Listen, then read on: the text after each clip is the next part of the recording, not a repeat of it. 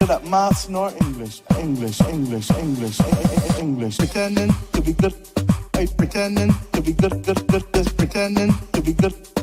Pretending to be good. I just pretending to care about people. I just pretending to care about people. I just pretending to care about people. I just pretending to care about people. Pretending.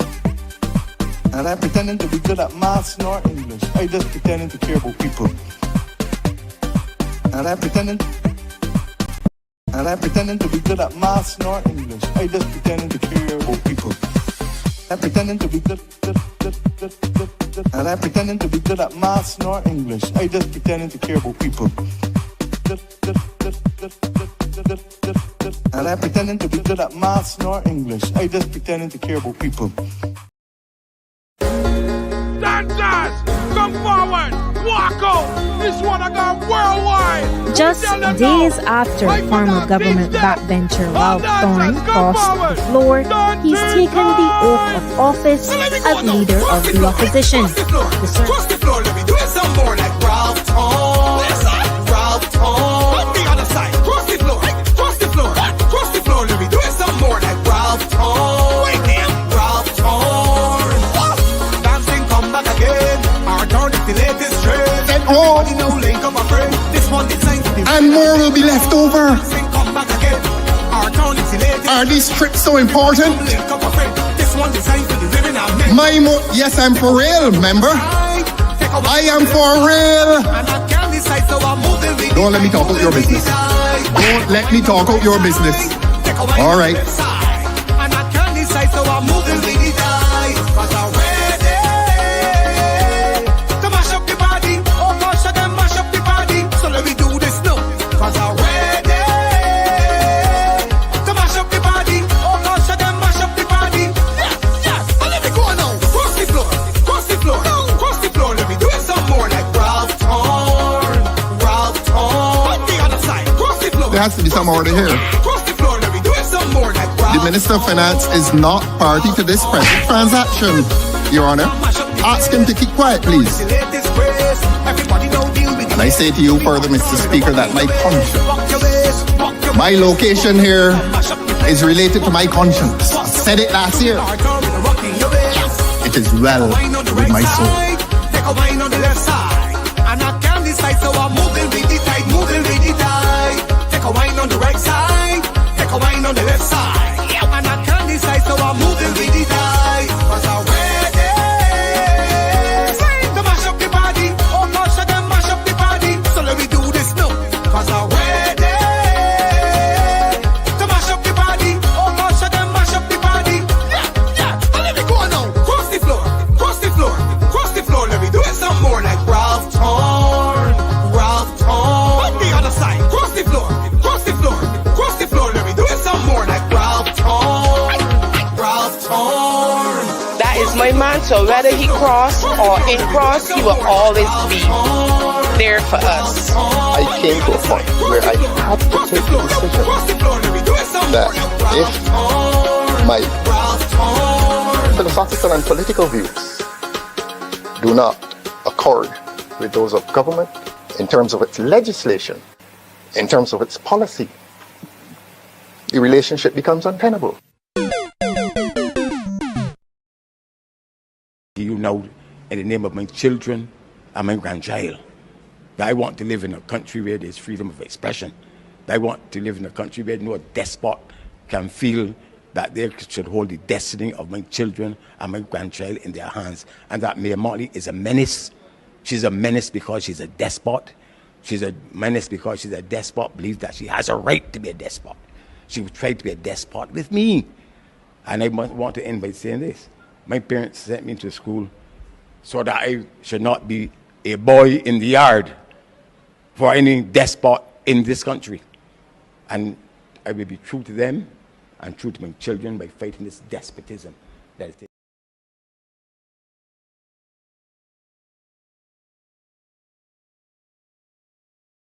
Public judgment on the peace program is that it has failed this country miserably. In fact, we may want to suggest that the so-called peace program may have contributed to the escalation of violence. You can't take up the taxpayers' money and give to people who are themselves deeply involved in crime. You don't do that. Jamaica admitted that it failed with it. Trinidad admitted that it failed with it. But all of a sudden we felt that we could succeed with it. And therefore Mr. Lane has gone silent on that. It has failed the people of this country. You know what's the next program? Give them $100,000 football tournament. Let's see how that goes. Let's see how that goes. Tokenism, patronage, condescension. Oh, they're only poor little black boys. Give them 100, let them run about behind the football. And at the end of it, let them fight for $100,000. And at the end of that, walked. What happens at the end of that? Tell them. Let the government tell those young men when the football has ended, how would it have transformed their lives and the lives of their community and the life of this country? Tell them how. That's this government. Somebody seems to think of this government's policies when they drive into work in a car. Chauffeur driven, and you come up with something. Oh, this is a bright idea. Let's do football. This program failed. Let us wait for the football. They put fences around the people's playing fields. And the people in Barbados want the fences to come down. Because the men in Bayfield, the men and the women and the children in Bayfield want to leave home and walk onto Bayfield. You got a fence around it. You know why they put up those fences? Because the plan of the government had been to transform those recreational areas into areas of economic activity. In other words, effects. Give them effect. And the plan of this government had been to transform recreational areas into zones of entertainment, paid entertainment. In other words, if you want to come in there to shake your waist, you got to pay. You know, what used to be football and cricket and children running around freely on evenings, you put a fence around it and call it a mini stadium. You don't have one track. You don't have a sand pit. You have nothing. Symbolism, empty symbolism, fooling people in Barbados that you're doing something to transform their lives, and you're doing nothing.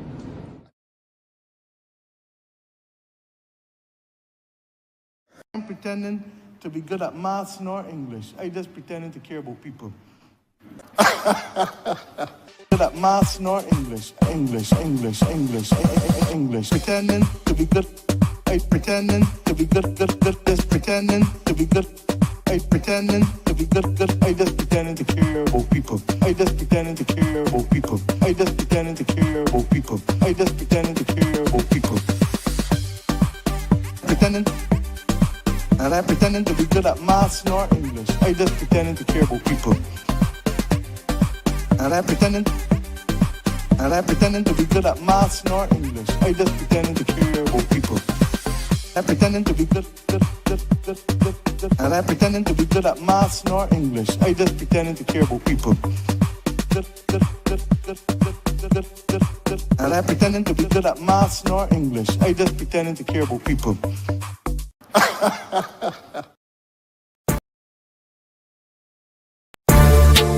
Promise us a better tomorrow. Tell me that the suffering done. Me attack the vote and let me down.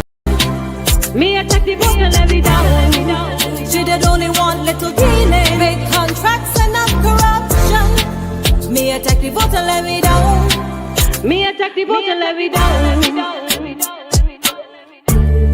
Barbados is too small for me. My pocket full, now you enjoy the promise me. And a girl like me want power and more money. You cry transparency, but that's a no for me. Promise us a better tomorrow. Tell me that the suffering done. Me attack the vote and let me down. Me attack the vote and let me down. She did only want little dealing, big contracts and not corruption. Me attack the vote and let me down. Me attack the vote and let me down.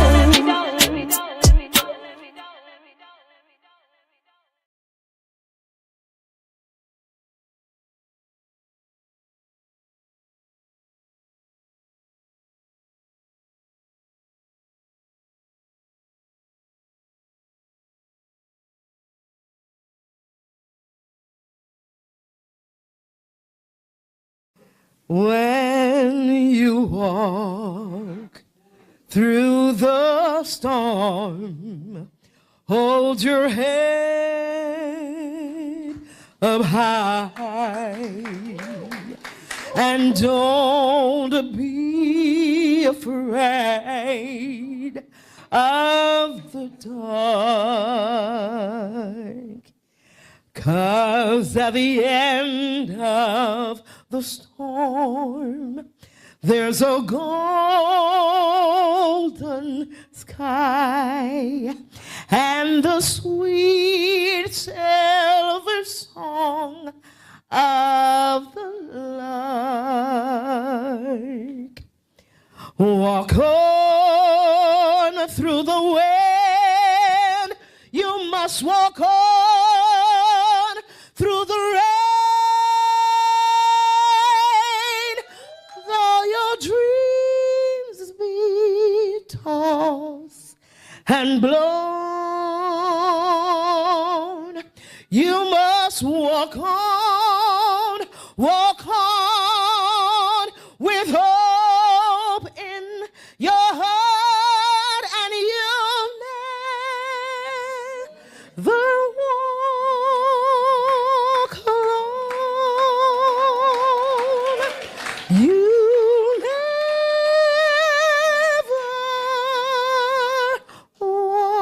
walk alone.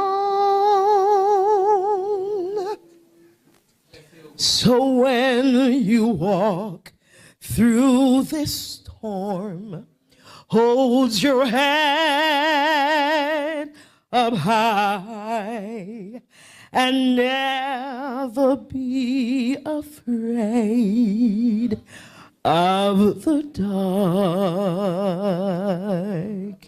For at the end of this storm, you'll see the golden sky and the sweet silver song of that lark. I say walk on through the wind, walk on through the rain, though your dreams be tossed and blown.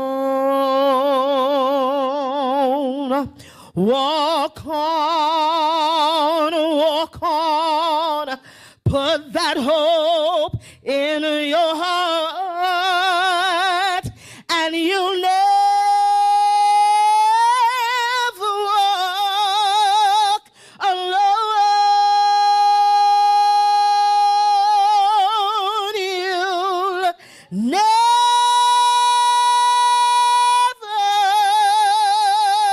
walk. Know that you will never walk. You will never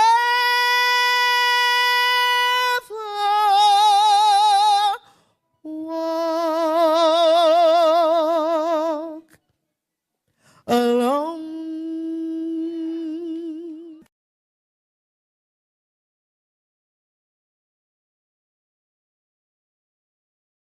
Culture refers obviously to the habits, the practices, the norms. It is that totality of life. It is how we behave, how we function, how we relate to each other, how we pray to God even, that is a part of the culture. How we party together. We all know that righteousness exalteth a nation, and sin is a reproach to any people. You are hearing the voice of a sinner.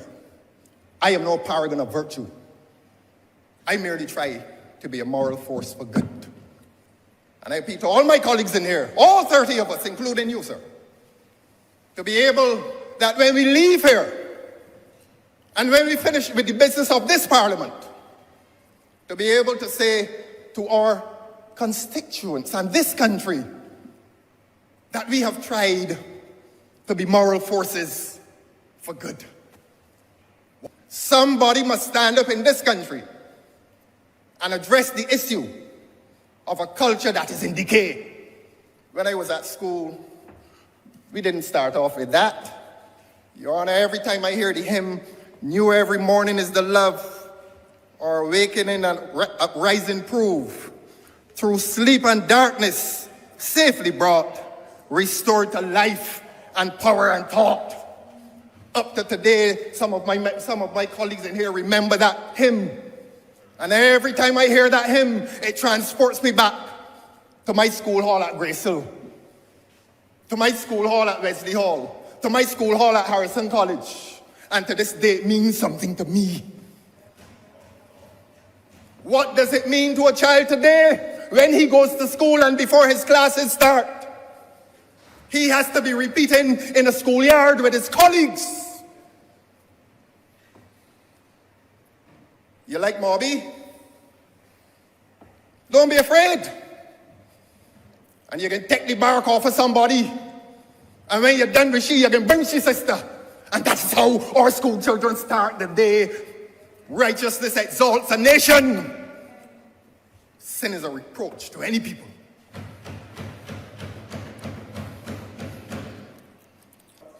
Music is so powerful. You may hear someone morning at 7 coming down in the car. And all 2 o'clock in the afternoon, you're still singing it. It is as powerful as that, Your Honor. Music touches the soul. How are we touching the souls of our little children? Are we touching their souls with sex and violence at the age of 10? For God's sake, at the age of 10? Let us give to our children lives that will be memorable, not lives that will be snuffed out when they reach 18 or 19 or 20. Let us not condemn our children to a prison. Let us give them the freedom of wholesomeness. It used to be something that was so cherished, wholesomeness. A friend of mine asked me just this week, "Do you see anybody going to Sunday school now?" Sunday mornings used to be the gentle hour. The gentle hour. We can't blame the churches if the people not going. It's not the church's fault. The decision is made elsewhere for people who breach their responsibility to their children. I don't blame the churches. Righteousness will exalt this nation, and sin will continue to be a reproach to our people. I'm obliged to you, sir.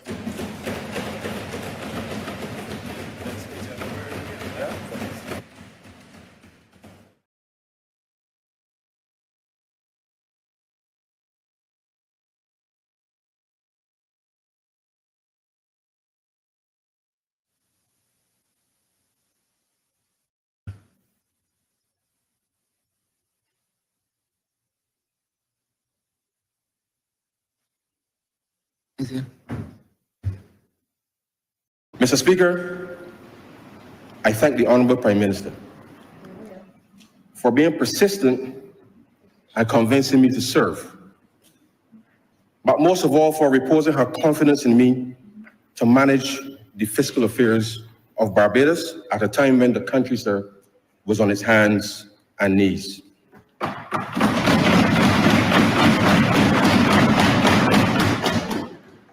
Mr. Speaker, I have witnessed firsthand the Prime Minister execute public policy with a passion and zeal that is indefatigable. All my colleagues in Cabinet, sir, and the Parliamentary Party can swear on any religious book that when Mia says she cares, sir, Mia cares.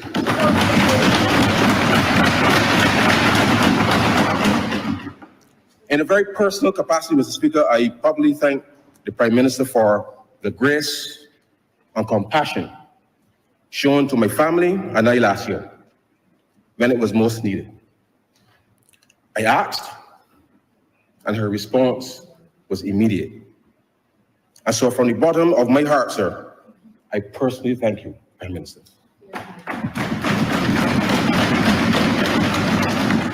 I thank you, sir, for giving me this opportunity as the second trained economist to present a budget in this chamber. Indeed, sir, the list of those other than prime ministers who have presented budgets in this country is very short. The country knows.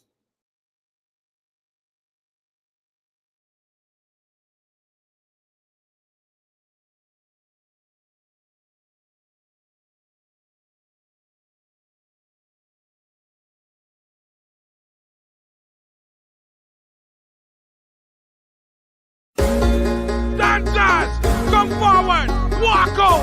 This one I got worldwide. Just days after former government backbencher Ralph Thorne crossed the floor, he's taken the oath of office as leader of the opposition. Cross the floor, let me do it some more like Ralph Thorne. Ralph Thorne. On the other side, cross the floor, cross the floor, cross the floor, let me do it some more like Ralph Thorne. Wait there, Ralph Thorne. Dancing, come back again. Our turn is the latest trend. Everybody know link up a friend. This one designed to be. And more will be left over. Dancing, come back again. Our turn is the latest. Are these trips so important? Link up a friend. This one designed to be living our men. Yes, I'm for real, member. I am for real. Don't let me talk out your business. Don't let me talk out your business. All right. And I can't decide, so I'm moving with the tide. 'Cause I'm ready to mash up the body. Oh gosh, I can mash up the body. So let me do this now. 'Cause I'm ready to mash up the body. Oh gosh, I can mash up the body. Yes, yes. And let me go now. Cross the floor, cross the floor, cross the floor. Let me do it some more like Ralph Thorne. Ralph Thorne. On the other side, cross the floor. There has to be some order here. Cross the floor. Let me do it some more like Ralph. The Minister of Finance is not party to this present transaction, Your Honor. Ask him to keep quiet, please. And I say to you further, Mr. Speaker, that my location here is related to my conscience. I said it last year. It is well with my soul. Take a wine on the left side, and I can't decide, so I'm moving with the tide, moving with the tide. Take a wine on the right side, take a wine on the left side, and I can't decide, so I'm moving with the tide. 'Cause I'm ready to mash up the body. Oh gosh, I can mash up the body. So let me do this now. 'Cause I'm ready to mash up the body. Oh gosh, I can mash up the body. Yeah, yeah. And let me go now. Cross the floor, cross the floor, cross the floor. Let me do it some more like Ralph Thorne. Ralph Thorne. On the other side, cross the floor, cross the floor, cross the floor. Let me do it some more like Ralph Thorne. Ralph Thorne. That is my man, so whether he cross or in cross, he will always be there for us. I came to a point where I had to take the decision that if my philosophical and political views do not accord with those of government in terms of its legislation, in terms of its policy, the relationship becomes untenable.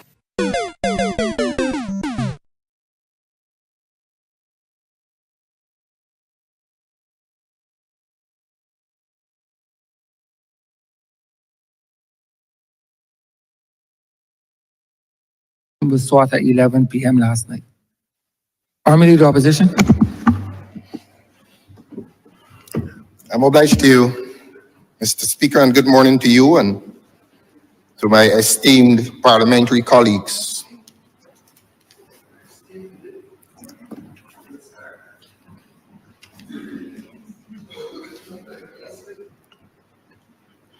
I am going to be brief today. I have acknowledged, Your Honor, your message, and it is not as veiled as you may think. We are all given to compassion in relation to people's health and wellness, so that we will not extend for as much today as we did yesterday. And so, Your Honor, I want to briefly look at labor. Although we've touched on it, I want to have some particular reflection on labor. And the honorable member for St. Peter is with us.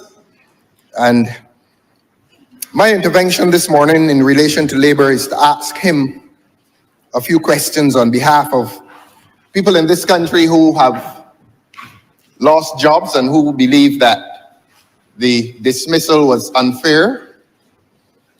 The lawyers in here will remind you that it used to be a question of wrongful dismissal, but that the Democratic Labour Party government passed a piece of legislation, perhaps the most pro-worker legislation that has found its place onto the statute laws of this country. And it is something about which the party is proud. The party makes no apology for being consistent with its historical mandate of defending the rights, interests, and entitlements of workers in this country. That is where the Democratic Labour Party stands in relation to labor. And it is not to say that there is any distance between the party and capital, but the party recognizes that capital inheres with its own power. And so powerful is it that it often controls a party. And the people in Barbados believe that capital controls the Barbados Labour Party. And the people in Barbados believe that the labor movement, at the best of its times, has and enjoys a happy coexistence with the Democratic Labour Party. Whether the party is in opposition or government, the labor movement and labor in this country enjoys its best times when the Democratic Labour Party is in opposition, and more so when it is in government. And the manifestation and proof of that happy coexistence has been the Employment Rights Act, which has entrenched the rights of workers more than any other piece of legislation ever passed in this country. I say it succinctly. It entrenches labor within the workplace and makes it very difficult for an employer to dismiss a worker unless he can show good cause. And even on the way towards showing good cause, which he can do, there is a procedure upon which the employer must engage with the employee to prove that the dismissal has been justified. And it embraces the Ministry of Labor, which has provided personnel to mediate the dispute in the aftermath of the dismissal, so that the Democratic Labour Party government between 2008 and 18 was busy protecting the rights of workers, and it wasn't doing it. It was not doing it by lip service. It came to this honorable place and passed a law called the Employment Rights Act and set up a tribunal called the Employment Rights Tribunal, because several of us used to file cases. And I remember well, we used to take the cases to St. Matthias, and before St. Matthias, we used to take them down to Theodore Walcott, now deceased, or Mr. Valton Beng, now deceased, at St. Matthias. And sometimes it used to be a long process. And sometimes you went to the High Court, which was an even longer process before the new rules. The new rules of court came into existence. The point is that the procedure was hazardous and delayed. And the great Democratic Labour Party established a system of expeditious resolution in relation to the dismissed worker. And if the worker wanted to prove that his dismissal was unjustified, and if the employer wanted to prove that the dismissal was justified, there was speedy recourse, not to the established Magistrates Court nor the established High Court, but to a tribunal called the Employment Rights Tribunal. And that Employment Rights Tribunal was bequeathed to this country by the Democratic Labour Party. We regret to say today that the Employment Rights Tribunal, which is there to deal with labor disputes between employers and employees, it has stalled. It has come to a halt. Our simple question today to this government, sir. In the hearing of the Honourable Member for St. Peter, the question is a simple question. When will that Employment Rights Tribunal reopen? When will the Barbadian worker have his day in court? While this country is now experiencing an influx of external labor. I don't like the word foreign. This country is experiencing an influx of external labor, and if they want me to be more particular and precise, this country is experiencing an influx of foreign labor.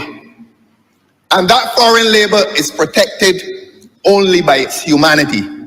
A lot of them don't have rights. They don't have access to the National Insurance Scheme.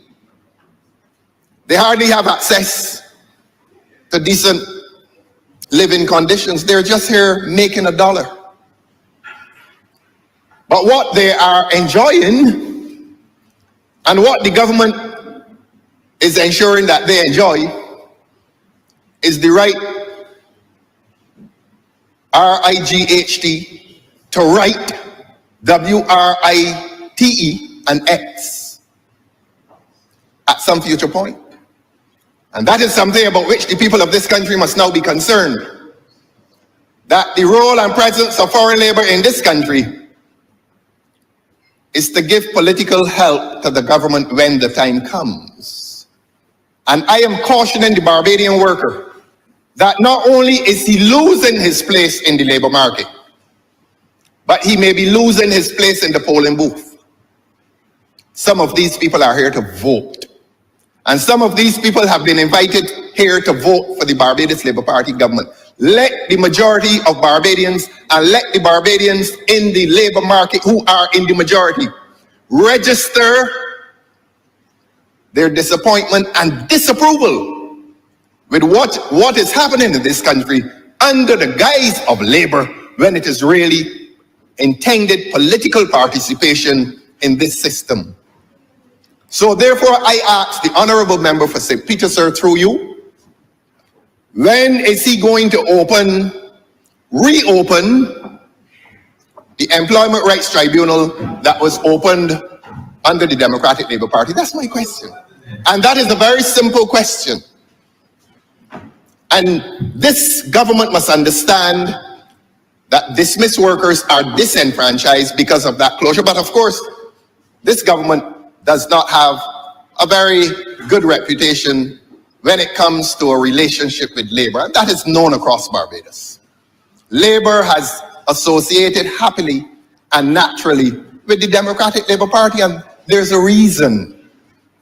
And that harmonious coexistence between labor and the Democratic Labour Party stands at risk today. And the manifestation of that risk is the failure of this government to reopen the Employment Rights Tribunal. Is it deliberate? We don't know. Is it accidental? We don't know. Is it coincidental? We don't know. But we defy this government to exploit those circumstances of apathy among the dismissed worker, because when a man gets dismissed, he is likely to be politically apathetic. And while he rests in political apathy, here comes labor, imported labor from the North Caribbean to work for cheaper wages, to work in conditions in which he is unlikely to be dismissed because he's grateful.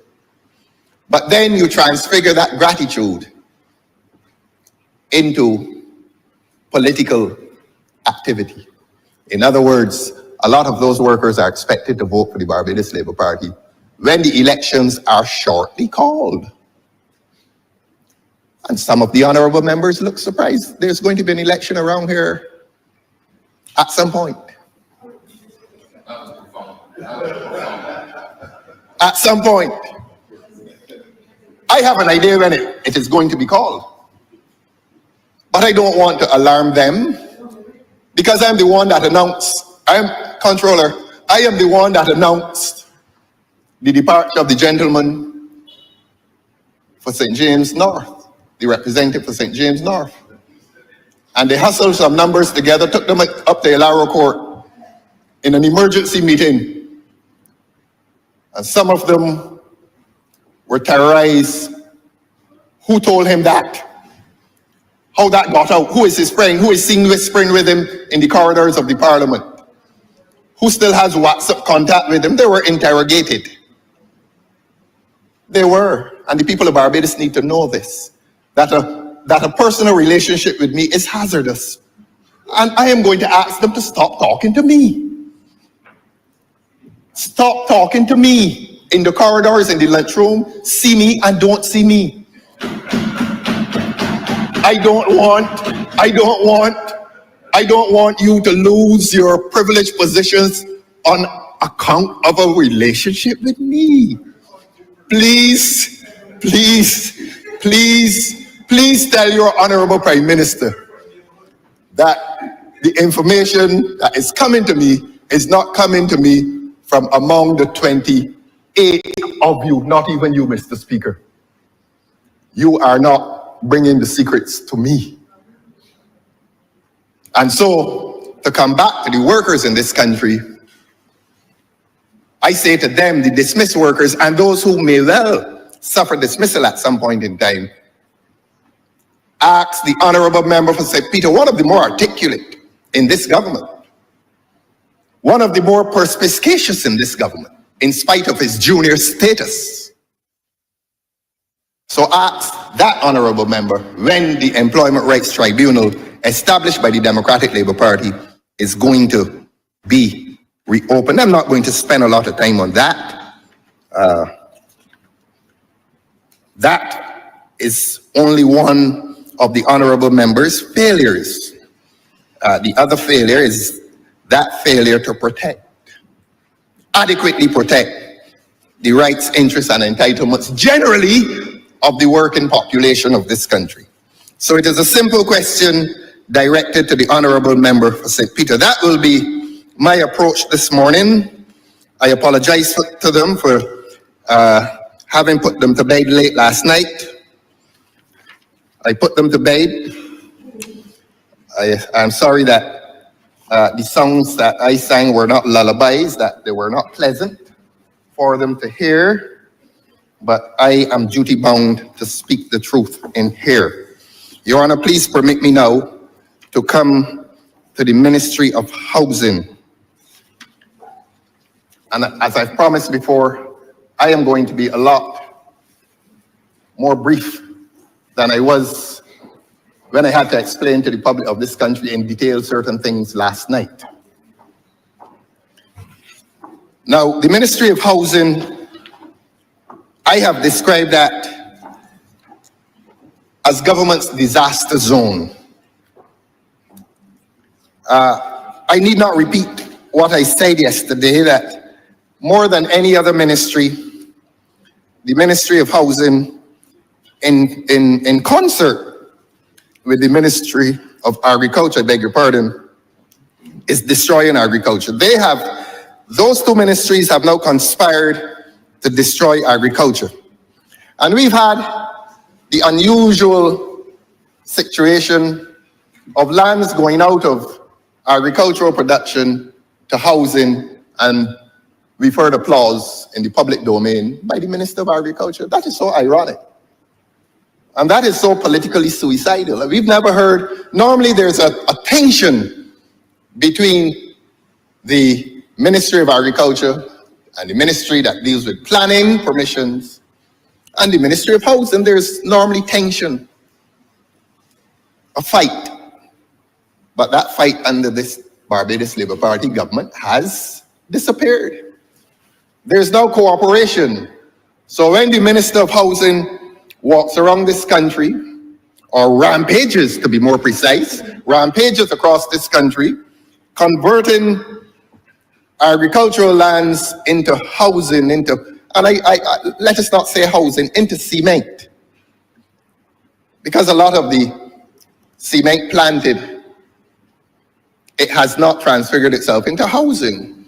And that is not for dramatic effect. Look at Poland. Look at the place in St. Philip, to which I will draw this Parliament's attention very shortly.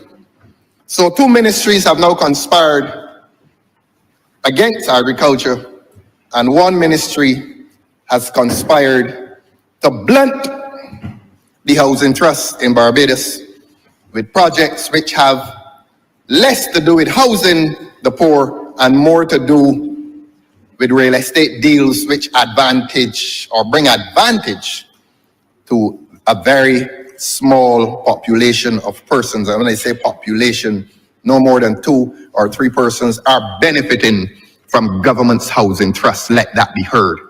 And not only heard, let it be understood. The truth, the whole truth, and nothing but the truth. Now, sometime last year, as chairman of the Public Accounts Committee, and I hinted at this yesterday, I made attempts to have the matter of hope investigated by that committee, and the work was closed down. That committee was closed down by a few government MPs and senators. And I say that in plain language. The Public Accounts Committee was closed by the government representatives of that committee who sit in majority numbers. That is the law. That is the state of the law. I don't understand. You set up a Public Accounts Committee as a watchdog against the government, and the framers of that legislation somehow imagine that you must still empower the government by placing majority numbers on that committee. It does not make sense. And the fact that it does not make sense was revealed by what the government members did in closing that committee down. In other words, I said, let us investigate hope. The government members of that committee said, we shall not investigate hope. And therefore, they closed it down. What was the point in me going back there to change their minds? If the government is adamant that they will pursue injustice on behalf of the government, who am I to stop them? Who am I to convert them? That is not my role. If the government wishes to continue to defend the interests of the 2 or 3 persons who are benefiting from the housing trust in this country, if that's the government's position, well, that is in keeping with an old tradition that this party in power defends the interests of the wealthy, traditionally and historically. And so they closed down the PAC. And I want to, having closed it down, I feel now that it is my obligation to tell the people of this country what that Public Accounts Committee would have heard. And I'm not going to spend a long time telling the people of this country what that Public Accounts Committee would have heard. I'm going to say it in a few sentences. And I'm not saying it to my colleagues who may or may not know, those who are not connected to the Ministry of Housing. I'm saying it to the public of Barbados. I don't come here to speak to these handsome, these attractive people who sit in government. I see them, but I'm addressing the people of Barbados. There's the odd distraction, but I am addressing the people of Barbados today as to what that Public Accounts Committee was going to hear, what I intended to have revealed in a public place about this government's activity in relation to housing, in relation to hope. Permit me, sir. But before I embark on that expedition, let me now say to my colleagues in here, my parliamentary colleagues, and extend the message to the people of Barbados that I must tell a story written by Shakespeare many years ago. That there was a man called Julius Caesar. And Julius Caesar was at the head of that government. And that some of the senators in that government, in Julius Caesar's government, felt that he was becoming too powerful. And some of them said, well, look, this man is becoming too powerful at the expense of Rome. That he was becoming, well, the word that Oinath used, Professor Oinath used, was despot, dictator. There are many words you can use. Emperor, despot, dictator, emperor. Choose your words, members. You live in the experience, you live in the shadow of the leader. So it is for you to say what is your peculiar and particular political experience. Having no power yourselves, having no power to make critical decisions within your ministries, you better than the average Barbadian understands what is dictatorship. But let us not digress. Let us remind what happened to Julius Caesar. Some of the senators conspired to kill him. And they succeeded in killing him. And we call them factions. And the faction that conspired to kill Julius Caesar was led by Marcus Brutus. And Marcus Brutus was the one most beloved by Caesar. So that when Caesar saw the sword, Brutus's sword piercing his skin and entering his body, Caesar looked back in disbelief and said, and you, Brute? You too, Brute? You too, Brutus? And they say that it is the disappointment that killed Caesar more than the stab itself from Brutus. It was the disappointment associated with seeing Brutus stab him. But let us not prolong the issue.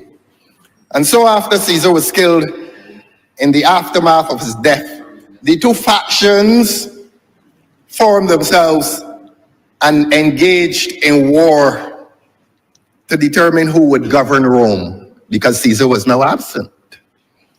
And as I've said, Your Honor, one of those factions was led by Marcus Brutus. The other faction was led by Mark Antony. And Mark Antony loved Caesar as much as Caesar loved Brutus. How ironic. And so Mark Antony gathered his troops in preparation for battle against Marcus Brutus and his troops. And while Mark Antony sat, he sat with a triumvirate. Now, I reminded the people of this country yesterday that this government is run by a duumvirate. Two powerful people, the Honorable Prime Minister and a gentleman who sits in the Senate. His name is Dr. Jerome Walcott. He has more power than any of you in this parliament this morning. He forms that duumvirate, that association of power between two persons. But Mark Antony sat with a triumvirate, and it was Mark Antony, Octavius, and a gentleman called Lepidus. And they sat and determined who belonged to their faction and who was beyond their faction. And who they thought was beyond their faction, they said, look, we are going to kill them. Anybody who is not with us is against us. And all that are against us, we are going to kill them. And so that triumvirate sat, Mark Antony, Octavius, and Lepidus. And they're making black marks. They have a list of names.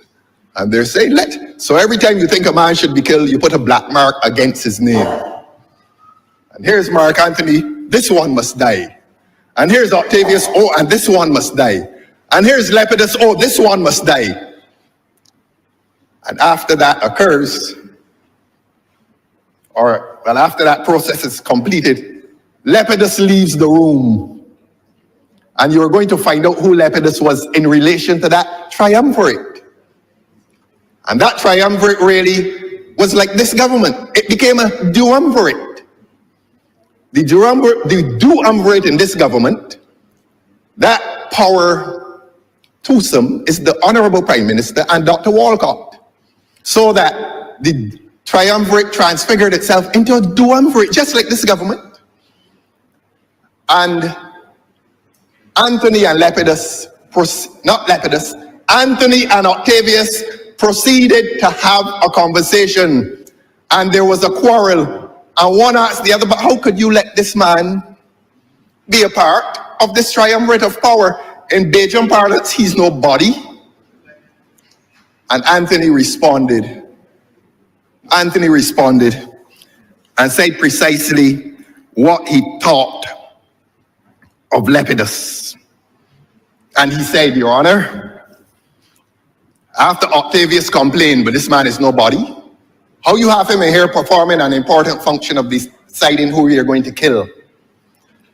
And here is what Anthony said to Octavius: I have seen more days than you, and though we lay these honors on this man to ease ourselves of diverse slanderous loads, he shall bear them as the ass bears gold, to groan and sweat under the business, either led or driven as we point the way, and having brought our treasure, where we will then take down his load and turn him off, like to the empty ass, to graze, to shake his ears and graze in commons. Commons is the open pasture. And so Anthony was telling Octavius, don't mind him. Do not be concerned that I allowed him to perform an important function. He's nobody. He has borne that responsibility in the sense that the ass bears gold on his back. He carries it from one place to another. You take it off his back and you send him off to graze in commons and to shake his ears. In relation to housing, the housing trust in this country, let him quarrel, don't answer him. In relation to housing in this country, I suggest to Barbadians that there has been a triumvirate of power and responsibility, and that there has been a Mark Antony who enjoys ultimate power, together with the other member of that duumvirate, Octavius, and there's Lepidus. And having told that story, this government and the people of this country will now have an idea as to who is Lepidus in this housing arrangement. Who has real power? With whom does he or she join in that power? And who is it that believes that he is a part of that triumvirate of power when it is really a duumvirate? And he discovers at some point, and I hope he has discovered by now, that he does not belong to that power elite. And that is why I used the phrase that I used last year, that all these statements that are being made in relation to housing, these boasts, oh, we're going to build 10,000 houses in 5 minutes. And that is why I made a comparison with the good book. I accused him of being the voice of Jacob, except that the people of this country now wish to know whose hands are the hands of Esau within this housing arrangement. And I suggest to you that the minister may wish to review his position, his genuine, his authentic position in relation to housing. I say no more on that, except that if the Public Accounts Committee had sat, and let me interrupt that sentence. Even now, in spite of obvious antipathy, I still sympathize with him. I sympathize with him for the position that he occupies in relation to the housing trust in this country. I sympathize with him. That is the nature of this government. That is the nature of housing. But let me tell you, Your Honor, if the Public Accounts Committee had met, what that Public Accounts Committee would have heard. Permit me to say what the Public Accounts Committee would have heard. And I look at you and say this, sir. The Public Accounts Committee would have heard that it was the government that established Hope. When we heard about Hope, we were hearing, oh, it is a private, public sector entity. Again, government's fancy language, obscuring the truth. I said last year, and I say it again, I'm consistent. Hope was no public-private sector entity. Hope was government establishing a company to promote government's work under the guise of a private entity. It was government. Hope was no less government than the National Housing Corporation, except that government had complete control over Hope. And it was government that incorporated Hope as a company on the 9th of November 2020. And it was government's intention that they were going to build 2,000 houses per year for the period 2022 to 2026.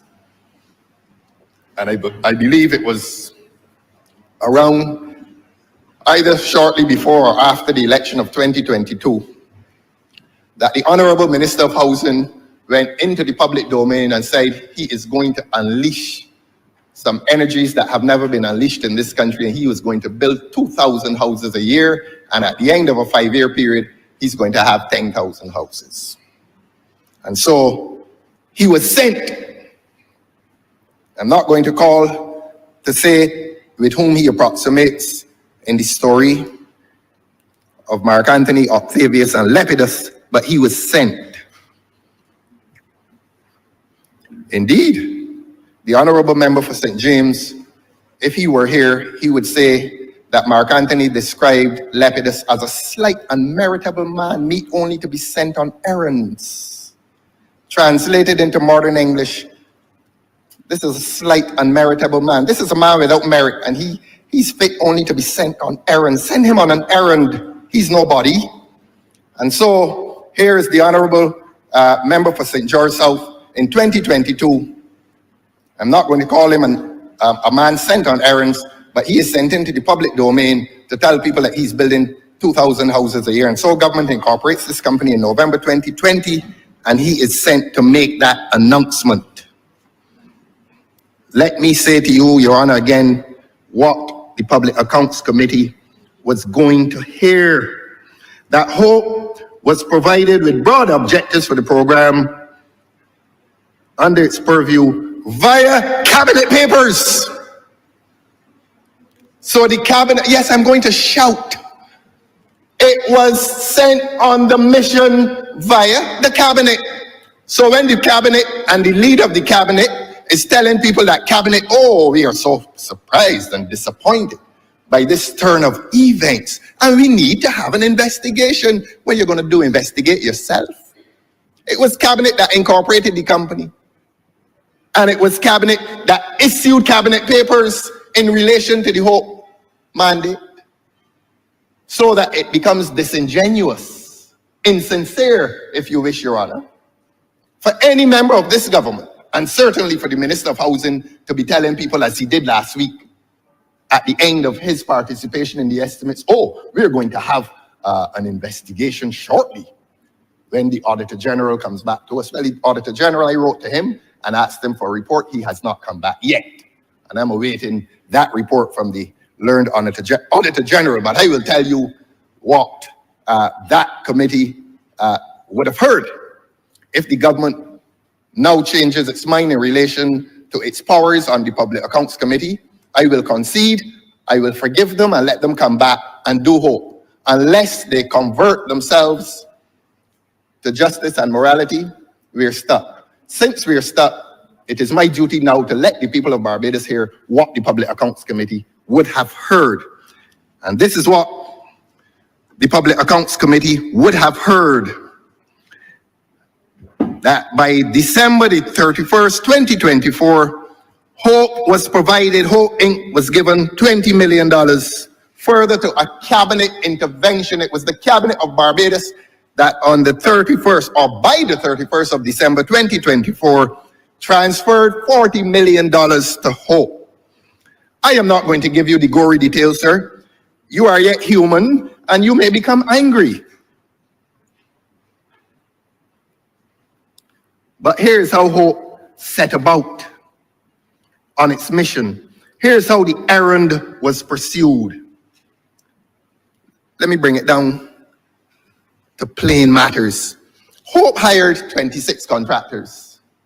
to pursue its housing mandate. Now, I made reference to $40 million, but all told, they had 60 million, and the PAC would have heard this, but since the PAC cannot hear it because of government's intervention, let the people hear. This is an inquiry now conducted today by the people, for the people, of the people, and on behalf of the decent people in this country. So that Hope now hires 26 contractors to pursue this housing mandate. Your Honor, do you know how they hired these people? They told these contractors, prove that you're a contractor, send me a photograph of a house that you built. That's how they did it. So that any honorable member in this parliament decides to build another house to add to his houses, not calling any names, none of my business, houses, bank accounts, any part of the world, none of my business. But if any honorable member in this parliament is building a house, is he reasonably going to ask the contractor to send him a photograph of a house that he has built? The honorable member for St. Lucie shakes his head because he would not do that. But here was a government department doing that. And I say government department. Here was Hope doing that, sending a photograph of a house that you built. And so they hired 26 contractors who sent in photographs. My God, this is how you deal with taxpayers' money. $60 million, and you hiring 26 people and tell them send a photograph of a house that you built. So you know what happened, Your Honor? They had to fire 19 of them, but they didn't fire 19 of them before they started the house. These 19 people were fired after it was made clear that they had no idea of the difference between a house and a chicken coop. They started to build, and it was clear that they were incompetent. And they were incompetent because their incompetence was proved because they fraudulently, some of them, went on to that building project without the requisite skills. And only of those 26, how many survived? 7, Your Honor. But the 19 that got fired also got money. They also got money sent by the Ministry of Finance, and a lot of it. And that is how and where the wastage started. This is what our PAC was going to hear. So let the public hear now. If the PAC can't hear, let the public hear now. 19 out of 26 got fired, and 7 of them proceeded. I'm not saying that 7 of them proceeded with any expertise, but it remains a fact that the housing project at Lancaster, which the honorable member for St. George South describes as the University of Vesperia, and he calls it a university because we learned so much. It was a learning experience for us. $60 million is a learning experience for a neophyte.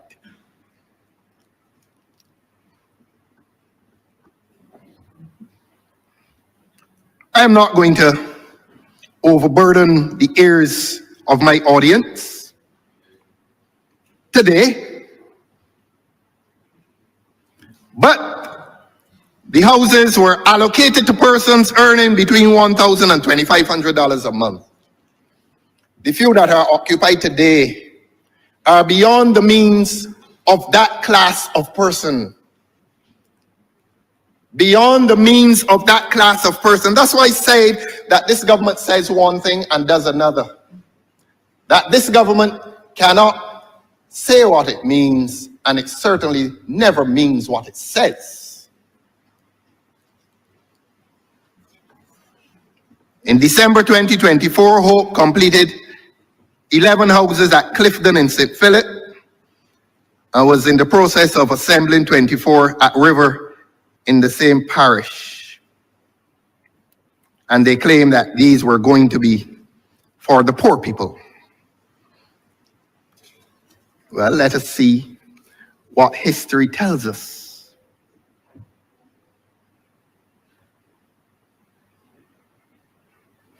They tell us that at Lancaster, there was some highly sophisticated project. Photovoltaic systems were to be installed on the houses.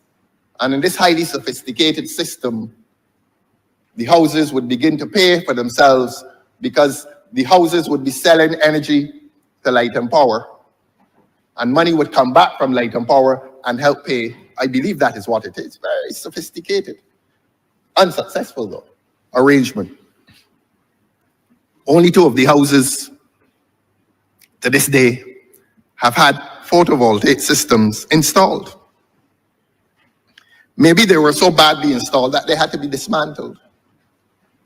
And the Honorable Minister for Energy will have to give account to the people of Barbados as to why not only did the houses at Vespera not become connected to the grid, the 2, but why a lot of poor Barbadians cannot get connected to the grid and get cheap electricity. This government is failing the energy sector in Barbados. This government is failing the energy sector, which is intended to benefit people who are not rich, people who are not within the upper middle class, people who are not within the middle class. But it is intended to benefit the lower middle and the working class. There's sociologists in here, and they know of what I speak when I speak of these stratifications, these social stratifications. I said last year, and I need not repeat, the arrangement in relation to the land. Need not repeat that. But the result of all of it is that Hope was receiving extremely favorable treatment by the government. There's a sense in which they got free land. It was close to free because there was an agreement that they pay only $2.50 per square foot. The Honorable Member for St. Lucie looks on quizzically when others in this country are paying $20 and $25 per square foot. Hope was given land at $2.50. And the Honorable Member for St. Lucie cannot believe it. And I normally see him because he sits across from me. He sits up now. He is in shock. And I'm going to shock him further.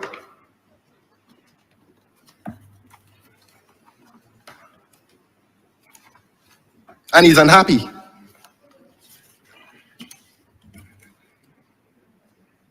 And I'm going to make this story short for him. The Public Accounts Committee was going to hear that Hope incurred substantial losses, although it had a sweetheart agreement, Honorable Member for St. Lucie, through you, sir. Although it had a sweetheart agreement, even then it could not complete the project successfully. The only thing Hope was successful at doing is that it got cigar field sobers to go down there one day and say that a street all the way down in St. James is named after him. If this government was a wise government, Beckles Road and Beckles Hill would have been named after that great man. Walcott's Avenue was not enough for Sagari. They should have named Beckles Road, Beckles Hill, going up by the old geriatric hospital, which they're going to sell very shortly, part of the patrimony of this country. But they took up poor Sagari and drove him down there one day. I remember hearing the news that evening in my car.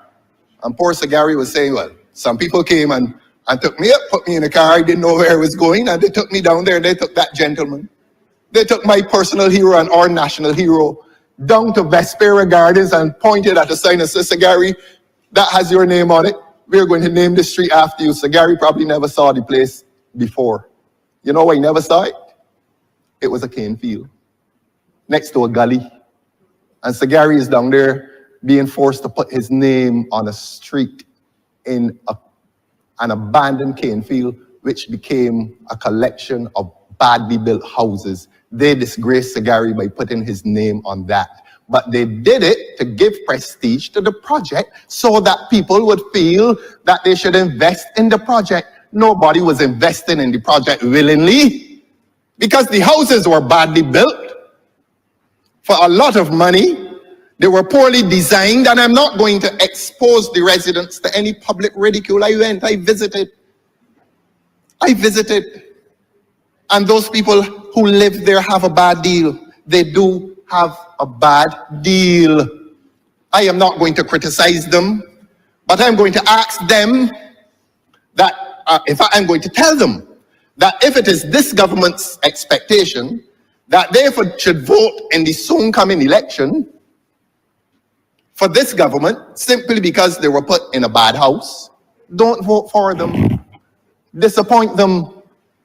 Do not vote for this government that put you in a bad house, even if the house is subsidized. And the Honorable Minister of Housing came here a few days ago, at the estimates. And when asked whether the houses were sold at a profit, at cost, or below cost, he could not say. The public accounts, in fact, he said they were sold at cost.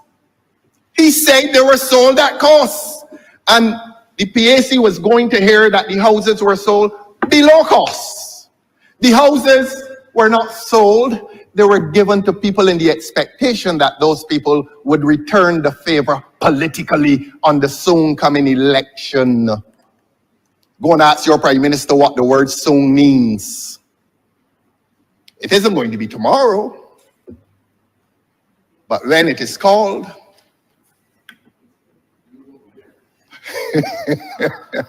when it is called,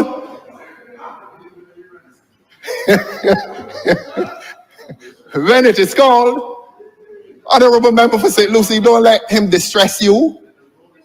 Don't let him distress you. Don't let his outburst distress you. Try your best. Try your best in your writing. Try your best in your writing, my friend. When it is called, the good book or the hymn, few will be chosen. Many are called. Call it. Call the election. Call it. Call it. Call it. Call it. Call it. If you're brave, call it. And if you think you're getting votes in Vespera Gardens, call it. The people in Vespera Gardens are not happy with this government, although this government put them in houses at below cost. They are now the subject of public ridicule. They are people living in Vespera Gardens. The mere fact that the Honorable Member for St. Joseph feels that there are not people living in Vespera Gardens is even he cannot believe that those people have been treated so contemptuously, that they have been put into houses which are so badly built and badly designed that he cannot believe that this government has had the disrespect for a portion of the population to put them there. Yes, Honorable Member for St. Joseph, there are people there.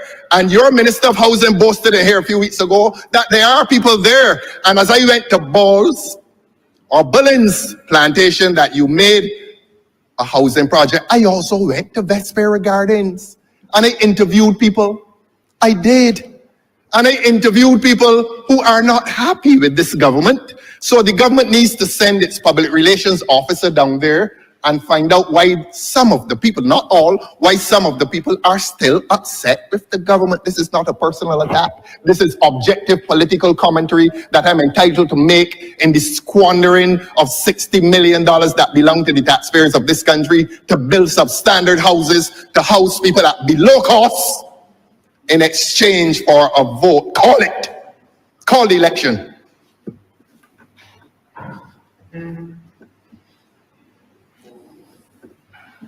And so the PAC would have heard about these 1,000 houses that were going to be built.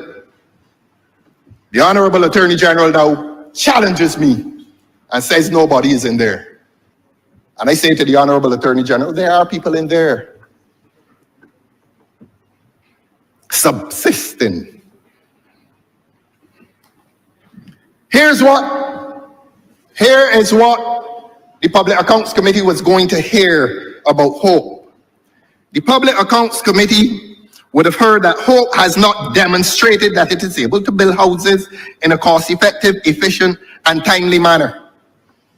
That company that is run by one of the super people that was brought into this country. Superman! Like BTMI man, Superman, like Queen Elizabeth Hospital man, Superman. Superman. And I'm going to say again what I said yesterday and last year. Accuse me of repetition, but the people in this country must be reminded every day that this government has no confidence in the local population, educated local population. Because every time there's a job available within the higher reaches of the public service, it is going to somebody from, look, the chairman of, and this is not xenophobia, these are facts. The chairman of Hope is a South African. Elon Musk is also a South African, but let us not digress. And the government used to pay the Barbadian CEO or chairman $20,000 a month. The man that came in, the high man, to quote a certain lawyer, known to the honorable member for St. James Central, a high man came in. They brought in a high man. And whereas they were paying the local man or the low man $20,000 a month, the high man got $30,000 a month. So he had an additional $10,000 because he's a high man. He comes from overseas. He comes with something in his pocket that humankind has never seen. It is the clue. It is the clue. He has that clue in his pocket, and you have to pay him $30,000. And when they started to pay him $30,000, the gentleman did not even have a work permit. The gentleman, the honorable member for St. James Central, looks on incredulously. Did not have a work permit. He was working illegally in this country for $30,000 a month. But of course, there's a Ministry of Home Affairs. There's a Ministry of Home Affairs, and urgent interventions were made to hasten his status for permission to work here, but he was getting $30,000 a month. You think the taxpayers pleased? You think the taxpayers are happy? You think the taxpayers can be happy with this government that continues not only to squander their monies, but to be discriminatory against the local population when it comes to hiring people in lofty positions? Every member of this parliament is qualified to be a chairman or CEO of Hope. They weren't doing anything that any of the members in here cannot do. And less than the members in here, sir, they were not doing anything that a BSc in management from the University of the West Indies could not do. But you bring a high man and you increase his salary from $20,000 to $30,000 a month. And that is what we call the Hope scandal. And the Hope scandal, I am not going to dwell on it. I think we've made the point that Hope needs to be exposed for the people of Barbados to see the wrong that was done to the Treasury. Hope needs to be exposed so that people can see the wrong that was done to aspiring homeowners in this country. And as I've said, the learned and honorable Attorney General himself could not believe that there were people living in there. Yes, there are people in there. And yes, this government has failed to complete other projects, housing projects. But as I said, I put them to bed last night, and I want them to have a more comfortable day today. So I'm not going to carry them with much difficulty this morning. I leave the people of this country to determine whether the government should stand condemned for how it has managed housing in this country. Government has mismanaged housing in this country. The die is cast on that. And we say that when the charge is read to the jury and the people of Barbados, the foreman of the jury and the people of Barbados, that foreman will report that the jury called Barbados will say that this government is guilty of mismanagement of public funds. Mismanagement. I haven't accused the government of anything else.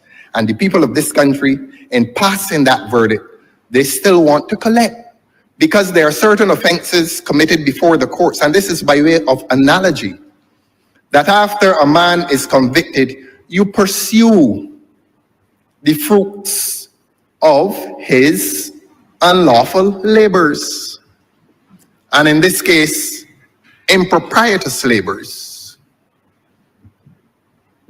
Can the people of this country get back the $60 million? The honorable member for St. George South and the Minister of Housing said in here a few days ago, they've started to get it back. That Hope has started to repay, and they've repaid $4 million. Now, if the honorable member for St. Lucie in a different dispensation had allowed me more than 3 questions, there's some procedure in here that the leader of the opposition by himself is only allowed 3 questions, so that you have to couch 3 questions carefully. And when I was about to ask the 4th question as to where this $4 million is, but the honorable member for St. Lucie did not make the rules, so that this is no disrespect shown to the office that he occupied. He did not make the rules. He did not make the rules. But the people of this country wanted to know where that alleged $4 million is, that the honorable member for St. George South says has been repaid. Where is it? Has it been paid into the consolidated fund? Has it been paid into national housing? It is unlikely to have been raised in any event because the houses were sold at below cost. And I accuse the honorable member for St. George South of having misled this public during the estimate debates exercise by saying that the houses were sold at cost. They were not sold at cost. The houses were not even sold at all. The houses were handed to the people at below cost. But, we started to have the loan repaid. Where's the money? Where's this paltry sum of $4 million? Housing, Consolidated Fund, Ministry of Finance, where is it? The people of this country have lost confidence in this government. And the people of this country have lost confidence in this government based not only on circumstantial evidence, but often on direct evidence. And that direct evidence was going to come to the Public Accounts Committee to condemn this government. And that is why this government stalled the work of the Public Accounts Committee. Am I supposed to come here and half do my job because I'm afraid of this government? In the first place, I am not going to half do my job, even if I'm afraid of this government. Even if, like other people in Barbados, I am afraid of this government, it will not prevent me from doing my work. Yes, keep him quiet. Keep him quiet, Honorable Speaker. I agree with you. Keep him quiet. Settle him down. Let him tighten his seatbelt. There's a seatbelt problem in here. Everybody wants to come in here and jump about in discomfort. Calm down, son. Keep him calm, sir. I come to the Ministry of Transport and Works, and I'll not be long on this. I will not be long on this one. And the reason I will not be long is because I made references to the Ministry of Transport and Works yesterday. And so what I will say here today is additional. But a conversation took place in here during the estimates, which revealed the motives in the work distribution within the Ministry of Transport and Works. The honorable member for St. Thomas had words slip from her lips, a moment of candor, when the honorable member for St. Thomas, and I wrote it. And I'm willing to visit Hansard with the honorable member for St. Thomas. Just about everything has gone wrong. The only thing missing was the blue dress. It slipped out. But it was the truth, Your Honor. It was the truth. During the stay of the minister, when the Minister of Transport and Works came to the estimates, the honorable member for St. Thomas complaining about the lack of road repair in St. Thomas uttered the words, just about everything has gone wrong. And then we discovered that the honorable member for St. Thomas calmed her down too. The honorable member for St. Thomas is getting a few roads. Because for years, Bridgefield was the worst road in Barbados. And congratulations. So apparently you got to curse and carry on to get a road done. Don't get vexed with me. Don't curse me. Don't curse me. Don't carry me along like how you carried me along last year and the whole year. Because you can't run me. I ain't running. But the honorable member for Christchurch East Central, this was a fascinating exchange. I wrote every word. And he had this exchange, the honorable member for Christchurch East Central, who presented the budget 2 days ago, went on the attack. And the honorable member for Christchurch East Central went on the attack because he acknowledges that road repair is being done in an unfair manner. In other words, it is about favorites. Let me read for the people of Barbados who missed that exchange. It was not only one of the more memorable exchanges during the estimates was between the honorable member for St. John and the honorable member for Christchurch for St. Michael East. That one has gone viral. People in China have seen it and they have been intrigued by it. But the one to which they did not pay much attention was the tussle, the skirmish between the honorable member for Christchurch East Central when he quarreled, when he confronted the honorable member for St. Michael South East and accused that honorable member of fixing roads not based on need, but based on favoritism. Here's what he said, and I quote, "I have given this ministry more money than was requested under the CAF program. 2 persons were killed on Lodge Road. I raised this matter with the ministry as a matter of public safety. I asked a simple question and I felt his frustration and pain. How many more people have to die on Lodge Road for this to receive the attention of this ministry? I repeat, the honorable member for Christchurch East Central, in a pained intervention in here during the estimates debate when he was questioning the honorable member for St. Michael South East, asked the question of the honorable member for St. Michael South East, how many more people have to die on Lodge Road for this to receive the attention of this ministry? And he went on to say, this request has been made since 2020. If you have tears, prepare to shed them now. Less than 1 week after he asked that question as to how many more people have to die on Lodge Road as a result of what he claimed was inattention to road repairs on that well-known street, another young man died. Prophecy. He is better at prophecy than he is at writing budget speeches. He almost prophesied that unless they fix Lodge Road, another person would die. He said that 2 had died. And a few days after his intervention, after that skirmish with the honorable member for St. Michael South East, another young man died on a motorcycle. Did it hit into a pothole? Did it hit another vehicle as he avoided a pothole? Why did he die? The honorable member for Christchurch East Central wanted to know how many more were going to die. And his words turned out to be prophetic. But you want to hear, the public wants to hear what was the response of the Honorable Minister of Transport and Works. And the Honorable Minister of Transport and Works said, I cannot sit here and agree with you. One would have felt she was talking to me. The aggression.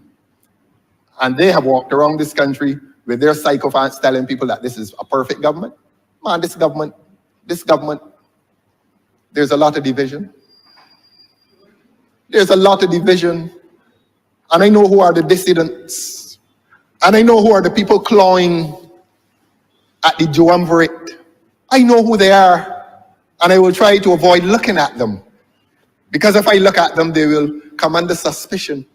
So I'm going to look at the ones who are honest and innocent in that enterprise of clawing at power for their own sake. But I wish them well. I wish them well because the triumvirate that has power is not exercising that power, well, this government could be better run. And there are some within the government who are now discovering that. There are some within the government who are discovering that the myth or that infallibility of leadership is now a myth. There are those who are now discovering that the leadership of this government is taking them politically to hell in a handbasket. Yes. Yes, don't mind the cheerleaders who are posing as political commentators. Get the truth. And for the sake of a certain arrival, I am now going to repeat what I said just now, not to burden the public, but the Honorable Member for Christchurch East Central complained in here last week to the Honorable Member for St. Michael South East that he was not getting Lodge Road done. He wanted it done. He said, I sent money there since 2020 and you are not fixing that road. How many more must die? And less than a week later, another young man died on Lodge Road. This is serious business. This is not about political intrigue. This is not about drama. This is about people losing their lives because of inattention to the infrastructure in this country. And the Honorable Member for Christchurch East Central prognosticated death. Prognosticated death. Fearing it that it could happen, and it did happen. And after the Honorable Member for St. Michael South East, I recorded it, wrote, or said, I cannot sit here and agree with you. We cannot accept responsibility for those comments. That is what was said. I sat down, I couldn't believe it. Could not believe that in a public place, two honorable ministers were at war. They were at war. Who knows? Well, I wouldn't say that. But who knows? And after the Honorable Member for St. Michael South East felt that she should offer that reprisal, the Honorable Member for Christchurch East Central said, no, I'm coming back at you. And here's what the Honorable Member for Christchurch East Central, in a moment of courage, I congratulate and commend you, Honorable Member for Christchurch East Central, for that moment of courage. Here's what he said back to her. If the ministry had acted with haste, I would not be having this conversation this morning. That is memorable. You see, the cheerleaders out there don't pay attention to these things. The cheerleaders out there believe that this tyranny, or that the members of this government are well united under tyranny. As Caesar believed that Brutus and Antony were well united under his tyranny. Well, this is an interesting government. And men have their pride. And men in this government have their pride. And men in this government have their private desires. And men in this government, being men, will feel the pain. And on that day in question, in a desire to represent his constituents along Lodge Road, he unburdened himself rationally and truthfully, and he asked how many more must die. I heard that poor grandmother on the radio lamenting her son's death. I heard her and I felt her pain. And I said, you know, if the Honorable Member for Christchurch East Central had had his way, if having sent that money from the Ministry of Finance since 2020 and having had that road done, his prophetic voice in relation to that death would not have been heard in here at the estimates debate last week. So a young man sacrificed his life. If the Honorable Member for Christchurch East Central is to be taken seriously, and I took him very seriously when he asked the Honorable Member for St. Michael South East and the Minister of Transport and Works how many more must die on Lodge Road for this to receive the attention of this ministry. The public did not know that, you see. And the so-called political commentators who are really, in truth, cheerleaders for the government, those few, they know who they are. If they pay attention to these events, to these political events, they are going to discover the cleavages within this government. But the honorable member for St. Michael South Central leaves office and is treated with such contempt by the cheerleaders. I'm not going to call them political commentators any longer. Treated with contempt by the cheerleaders over, rather than deal with the fact of the lady's departure from the cabinet. Could not be a happy event for that honorable member. And you know what they say in relation to the young lady's departure? Well, she can't win the next election. As I say, these consequentialist philosophies, that the issue becomes resolved. There's nothing to discuss, although a lady has lost her high pick within this government. No sympathy, no explanation, no effort to bring justice to the debate. Oh, well, she isn't going to get her seat next time, and that the discussion ends because you want, the desire is to defend tyranny. Tyranny, and whatever tyranny does in this country, for some people, it is well done. Show me a democracy, and I will show you a tyranny in the making. That tyranny has been made and well made. And what has been happening in the Ministry of Transport and Works is evidence of the tyranny that has visited governmental life in this country. The faces are sad. I will move on and let those faces return to some appearance of happiness. I have troubled spirits. I apologize to all of you.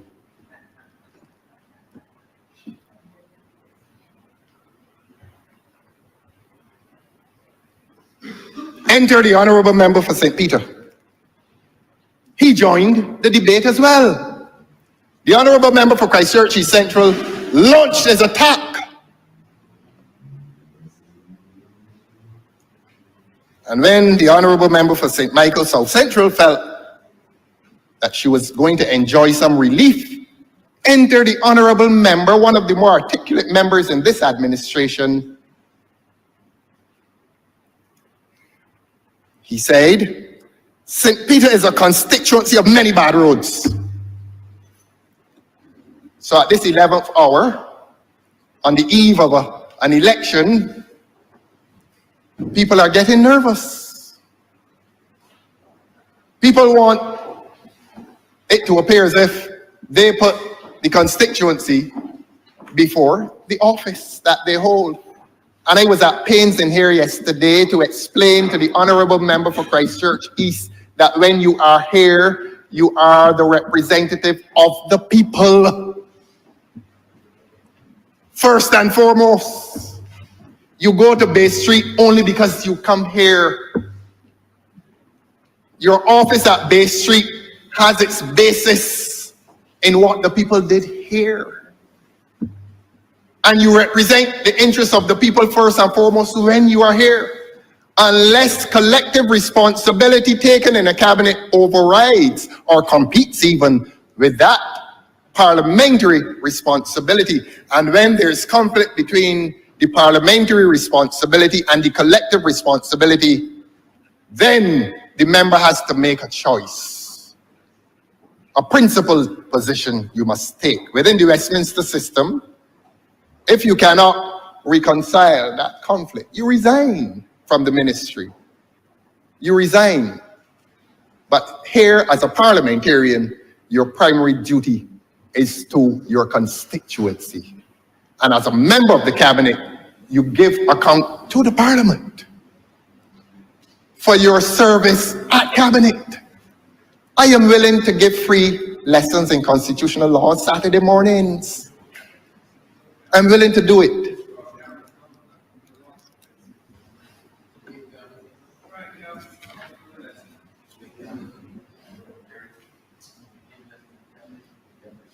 And so I will not prolong that discussion on the Ministry of Transport and Works, just to give a report to the people of this country that all is not well in government, that all is not well in the Ministry of Transport and Works, that the Ministry of Transport and Works has been dispensing service in a discriminatory fashion, and even governmental colleagues have been discriminated against and disadvantaged. Let us move quickly, and we will do this quickly, to the Ministry of Home Affairs. And before I get into the heart of the matter, let us all lament the loss of CBC. The honorable member for Christchurch East may wish to consider himself the unluckiest man in Barbados if CBC must now terminate under his stewardship. And that is a tragedy. CBC has served this country well. I remember the slogan, reflecting the pride, and it was so profound. CBC really did reflect the pride, and CBC had evolved to a point where people prefer to watch local programs over the imported nonsense. And at a time when there needs to be a new thrust in cultural affirmation, CBC that reflected the pride, CBC that reflected Barbadian culture. At a time when technology is exposing our little children to the most negative aspects of metropolitan life, whether it is China, Japan, the United States, London, or South America, continental South America. The closure of CBC is a great tragedy. And if they're saying it is to move from analog to digitization, the people of Barbados do not believe that. The people of Barbados believe that the government has now lost interest in an important cultural asset. CBC is more than radio and TV. CBC is an important cultural asset. As the nation on Fontebelle is an important cultural asset. 1973 to the present, however you feel about it, there must be that residual respect for what you call the fourth estate. That when you cannot turn to the government for the defense of your rights, often it is the media, the press, that you turn to, not only to protest, but to affirm cultural identity, because that is important too. And I say to the through you, sir, to the honorable member for Christchurch East, that the closure of CBC must now be a blot on this country's cultural affairs. I elevate it beyond the political. It is a cultural crisis. It reflects a cultural crisis. And it cannot be a good feeling to have this happen under the stewardship of the honorable member for Christchurch East. But the honorable member for Christchurch East must now be deemed to have been complicit in the crisis of CBC. And I will demonstrate why. On the 19th of June, 2024, one of the other cultural assets within this country, the Nation newspaper, published an article by its, I think the lady is the editor-in-chief. She's at the apex of that organization. And if she writes something, if she intervenes, it must be seen as highly authoritative intervention. And on the 19th of June, 2024, Miss Carol Martindale, I hate to call names, but I don't do this to disparage. In fact, I praise her today for this article. Miss Carol Martindale on the 19th of June, 2024, and I'm willing to make this a document of the House, wrote an article. And the article, 19th of June, 2024. Beg your pardon?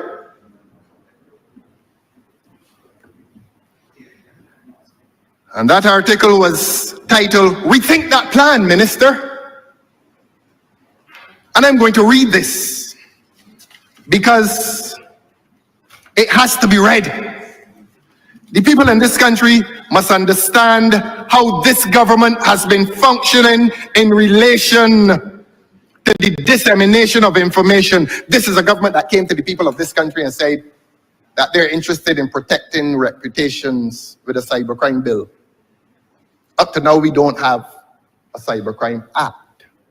But this government took the moral high ground. Oh, we are interested in protecting people's reputations against the wild behavior that occurs across a rampant social media. It really is a wild place. I am appalled at the things people say about each other. I am really appalled. I mean, it is a free-for-all. And the government felt that it should take this lofty and elevated position, this morally justified position in relation to what they call cybercrime. That you can't go on social media and curse people and carry on as if they don't have any rights to a reputation. So this government, the same government that pursued cybercrime legislation, listened to how this government was expressing itself otherwise. And it caught the attention of Ms. Carol Martindale at the Nation. Rethink that plan, Minister. She writes, I am still bewildered by some of the comments made last week by Minister of Information Wilfred Abrams, who also holds the portfolio of Home Affairs. He was speaking during the Department of Emergency Management's one-day high-level media roundtable discussion and workshop at Courtyard by Marriott in Hastings, Christchurch. To avoid putting words into the minister's mouth, I will let him speak for himself, he said, and I quote, the Met Office has indicated that the time frame for us to be able to alert people is becoming... Mr. Speaker, I truly would not have wanted to get up on this point of order. As you know, we have a tradition not to stop honourable members when they are replying in a budget debate. However, the honourable member is clearly quoting from the newspaper. In fact, he named the journalist and the paper.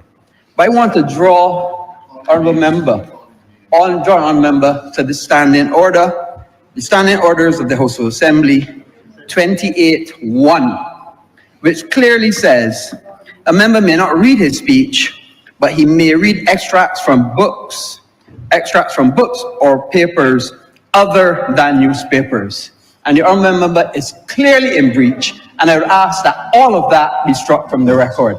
And calling names as well, which is against the standing order, in breach of the standing order as well. Mr. Speaker, I clearly am at you, but point of order, clearly he is in breach.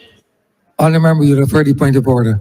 I've heard the point of order, and comply, we have heard the voice of seniority. But comply also. Right. Beg your pardon, sir? Comply with the point of order. Yes, indeed. And I want to commend the honourable member. I really thought he should have been Deputy Prime Minister, and he demonstrates that.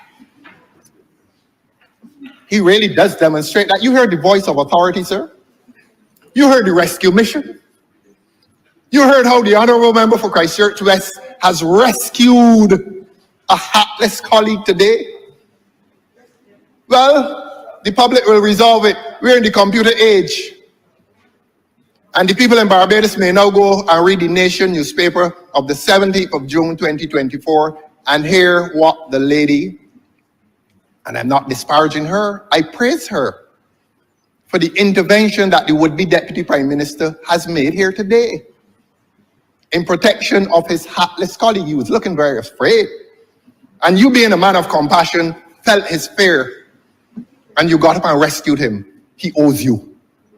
Honourable member is not rescuing him, is that it has to be compliance with the standing order. So it's not a matter of rescuing, and I am sure that you haven't been in here for a considerable amount of time, as all other honourable members, that you know full well what these standing orders speaks to.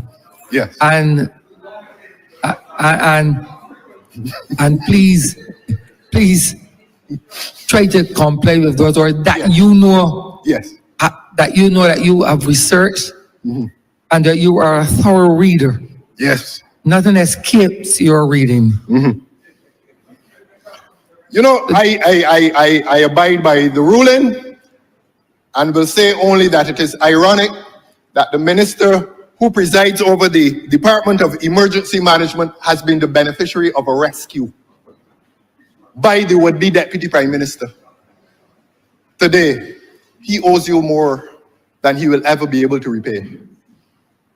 I was about... But Honorable, it has nothing to do with owing anything. It is to comply with the requisite standing order.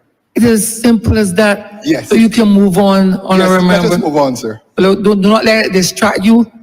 Move on with your presentation. No, all I'm doing, I am telling And that you will about obviously be struck from the record. We know that. Yes, yes. So that what will be struck from the record is that reference to the Nation newspaper of June the 19th, 2024. Honorable Member, you don't have to say that. I asked for it to be struck from the record, so please do not repeat it. Why are they so affrighted? Why are they so Honorable, affrighted? please continue. Do not let. I will continue, sir. Don't let members on this side stop you. I will continue, sir.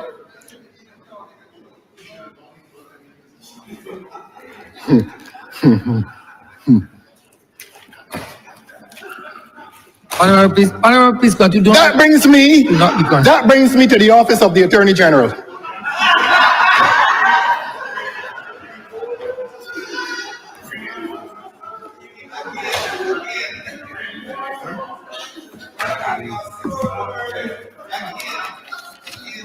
Tighten your seatbelt. Tighten your seatbelt. You frightened? All right.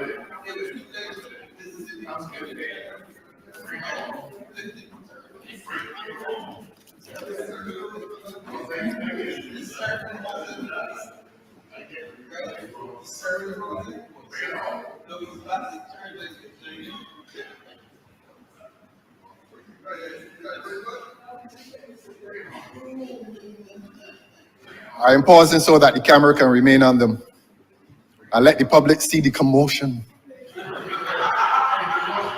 The commotion. Not emotion, commotion. Tighten your seatbelt, friend. Friend of mankind. You would know.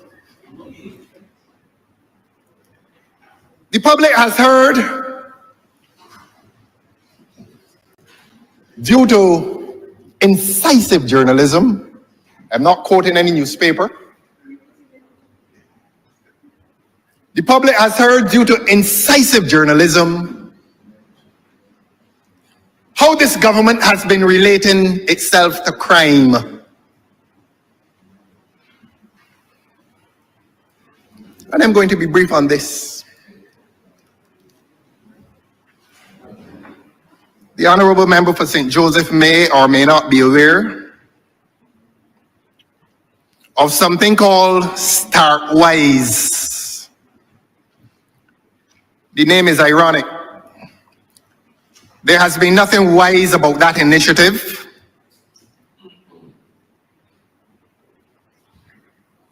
The language of the ministry, the sanitized language of the ministry, will tell the people of Barbados that it was intended to benefit at-risk youth in communities.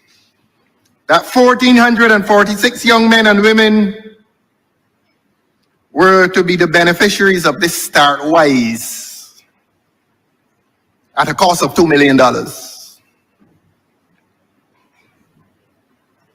And that they were intended to do data type work. In other words, they were going to take them off the blocks and teach them the computer. And that it was going to cost the public of this country, the entire program was going to cost the people of this country $6.6 million to cover 2,000 people. And that the pilot project would extend itself to 500 people. And after Cabinet met on it, 250 people were conscripted And even at that level, this ministry, acting on behalf of the government, registered failure. That only 50 people graduated from that program. This government has been walking around this country telling people that they have had success with interventions into at-risk people. And at-risk is really another word for persons destined or disposed to crime.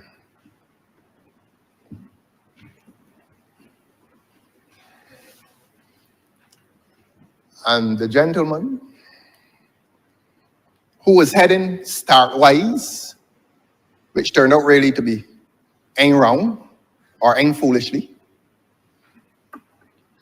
was paid $1.7 million of taxpayers' money on Startwise that ended foolishly.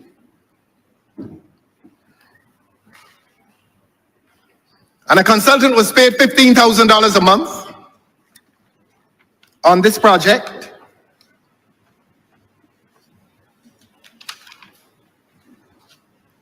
And another consultant was paid, he asked for $1.8 million and received $1.7 million of taxpayers' money under the charge of the honorable member for St. Joseph. It occurred in his ministry. And I want to be kind. I want to be kind. Honorable Member. Thank you, sir. The interpreters are having a problem. They're asking you to speak in the mic. Oh, into the mic? Yes. I'm happy to do that, sir. I'm sorry.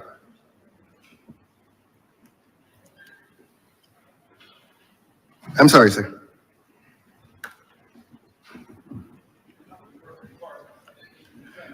So $1.7 million was paid to a certain gentleman after he asked for $1.8 million of taxpayers' money.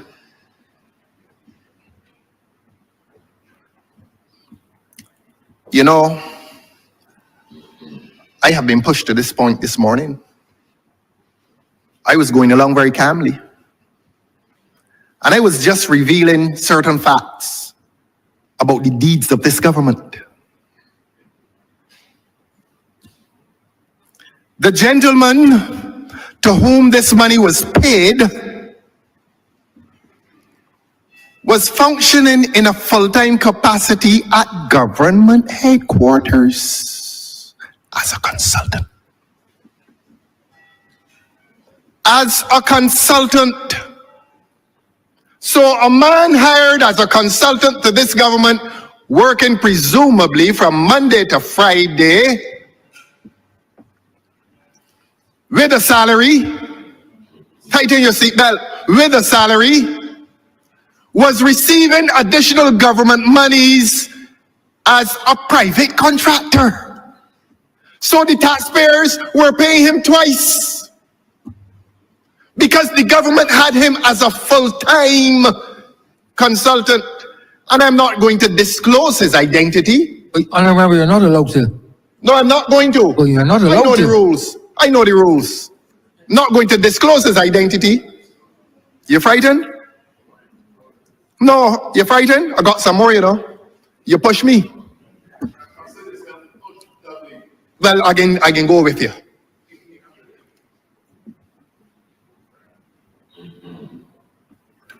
Because you know, this exercise has become hazardous for me. This exercise has become hazardous for me because every time I come in here and criticize this government, man, they curse me. They curse and carry on. I am all kinds of things. I am the worst presence. I can get on with it. I am the worst presence in this place. Let him talk. Let him talk. He's not interrupting me. Let him talk. Do not be distracted. He is displaying his discomfort. Honorable Member, continue. Do not. He is not as cool as he wants you to think. He's nervous. He would like to leave. But he's too ashamed to get up and leave. Honorable Member, please continue. Do not be sidetracked by I'm not sidetracked, sir. Continue. I am enjoying his discomfort. You hear them? Man, they carry I'm ready to continue. You know, I go I've silent asked so for you that not to be cameras can see them, interrupted. can focus on them. I've asked for you not to be interrupted. I am asked them not to I've interrupt asked, I'm saying I've asked them. Oh, you've asked them? Yes. What else can you do with them now? You can't imprison them. But a certain gentleman who was hired by this government in an established, well, not established, a position that was established by this government, he is up there, I could only say, annoying the civil servants with his presence. Nothing to do. What was he doing? And how much was he being paid? The honorable member for Christchurch East Central knows. He's the Minister of Finance. And he is charged with the responsibility not only of running that ministry on a day-to-day basis, but he knows. So I am going to let him tell his friends how much the consultants up there are paid.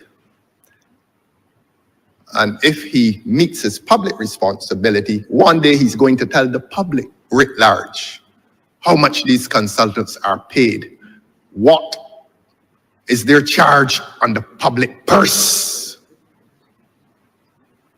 But that gentleman temporarily left his assignment at the government and entered into a private contract with the same government. In other words, he had two jobs. There are people in this country who can't get one. And there are people in this country sweeping gullies and sweeping the side of the road for minimal amounts of money. And this government is allowing privileged persons who can't prove adequate qualification for the jobs that they're being given. And they're living high on the hog at the expense of the public. Super people. Super people.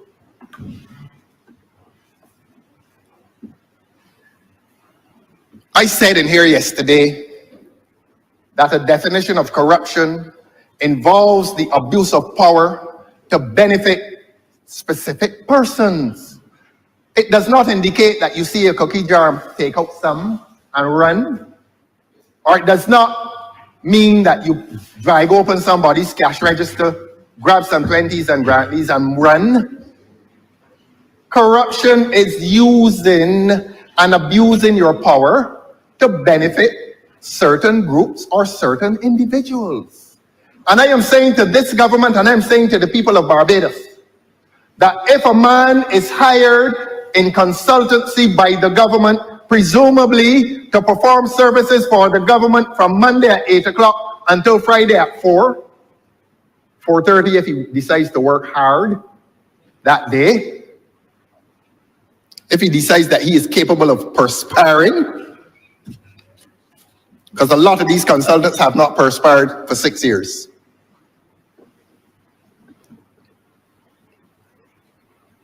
And it becomes a corrupt practice if the same gentleman hired by the government as a consultant then receives a private contract with the same government and is paid $1.7 million by the same government, and he now has two functions to perform. When I finish here, curse me. Curse me. Curse me for disclosing to the public what the public needs to know. Curse me, I will take it. Since last year, I knew what I was up against. It hasn't changed my resolve. I have said in here that I'm not afraid of you. So all these threats, bring it on, and that doesn't scare me. Because there's more that I can say. There's more that I can say. I told you, do not push me. Don't push me. I remember Jesse here. Yes. So I'm saying that it is corruption. You know, when I said it yesterday, oh, we are not corrupt. You could prove that somebody thieved something. Corruption does not exist exclusively at the level of theft. And when the government took up $1.7 million and paid to a consultant who was already a hireling of the government, that was a corrupt practice.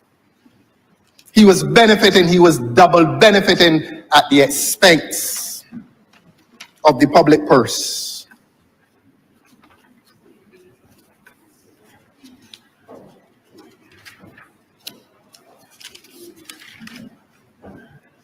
And this work, this double benefit was occurring within the Ministry of the Attorney General. So he was hired by the Ministry of Finance, getting a healthy salary, and he had a contract within the Ministry of the Attorney General, who sits together at Cabinet, and he received $1.7 million. You mean the public is not entitled to hear that? The public is not entitled to hear that? Because this government now wants to treat the public purse like a private back pocket? And this government expects to do that. And when I come in here and question it, you start at my great-grandmother and come down with abuse. And I will repeat, the Honorable Member for St. Thomas has just accused me of repetition. And I'm going to repeat now, with your permission, sir. The public saying so, the public saying a lot of other things. The public would like you all to repeat the truth. What public what? You're a few sycophants? What public what? A few sycophants that you have deployed across social media, that the Honorable Member for St. Thomas has deployed across social media to curse people and abuse people. This government has been the main sponsor of cybercrime. Honorable member, please, yes, refrain from these attacks, etc. Refrain from replaying. Yes. Resist the attacks. Speak to the chair. I will speak to the chair. Please. But do something about them, sir. But you are allowing them to get under your skin, honorable member, please. They're not under my skin. Please. They're not under my skin at all. Speak to the chair. Honorable member, exercise judicial deafness. I'm not a judge. But exercise it. Exercise it. Do not hear. As you please. Close your ears to any input. Mr. Speaker, sir, I beg your pardon. Mr. Speaker, sir, on point of order, I'd like to ask the honorable member to withdraw those comments he has made. I do not even know how to turn on my computer properly. And what he's accusing me of is something I don't know. Everybody in Barbados knows me as a decent woman. And I wish him to withdraw those comments, sir. An attorney at law should know better. Do I interfere? Continue, Honorable. It's just like to see if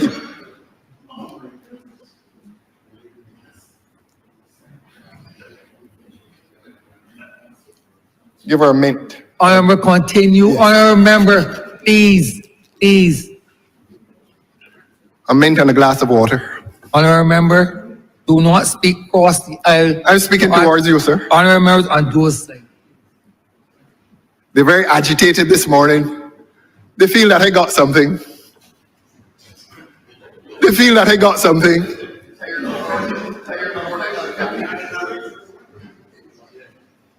And I'm going to disappoint them. I have something.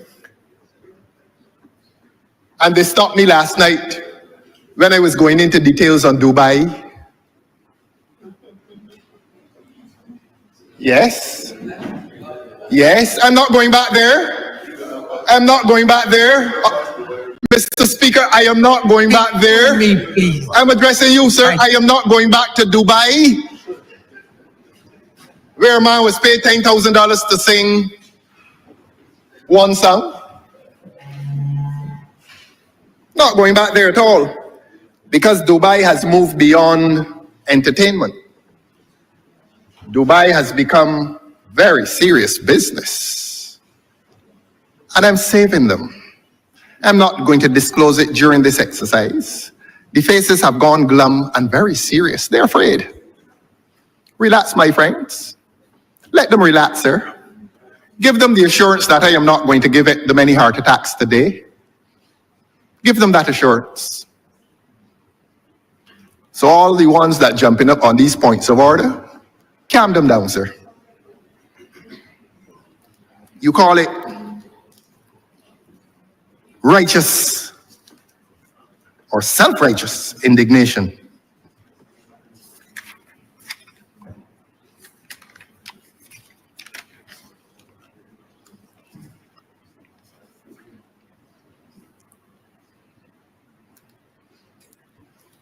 This government has lost the support of the Barbados Police Service.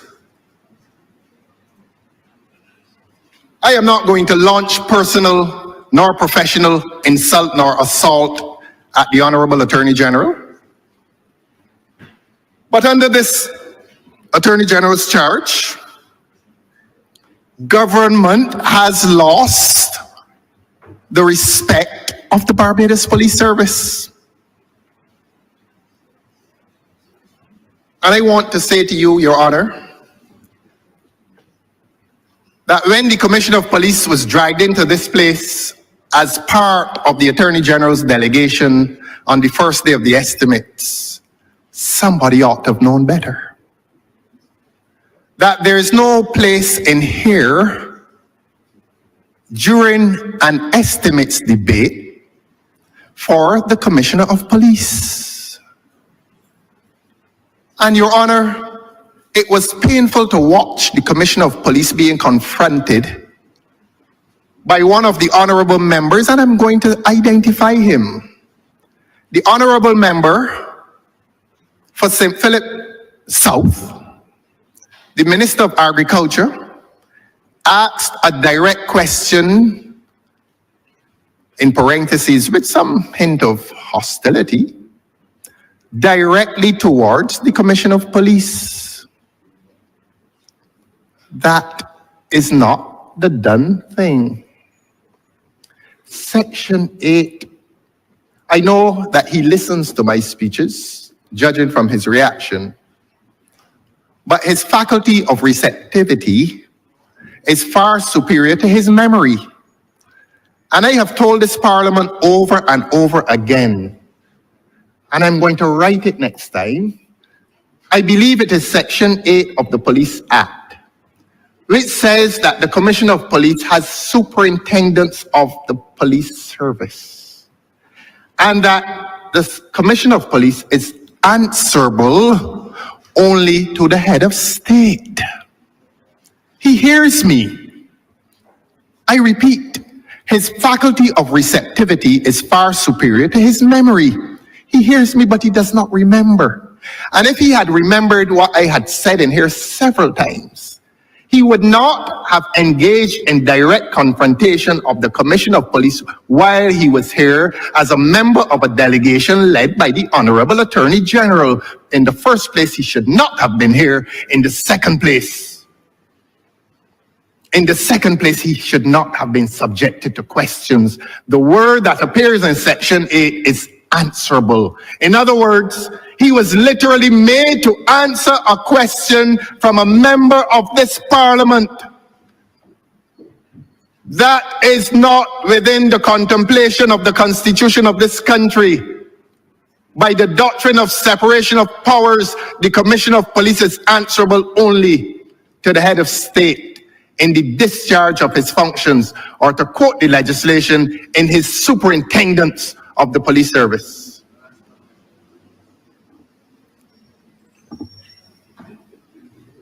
But it was an awkward and embarrassing moment. And whoever brought that gentleman here, and I call him a gentleman, whoever brought that gentleman here should have known better. To expose a Commissioner of Police to answering to a Parliament, it is wrong. It is wrong. It should not be done. You can't bring a Commissioner of Police in here and confront him about police matters. You cannot do that. And I have questioned the validity of that exercise from the time they started it.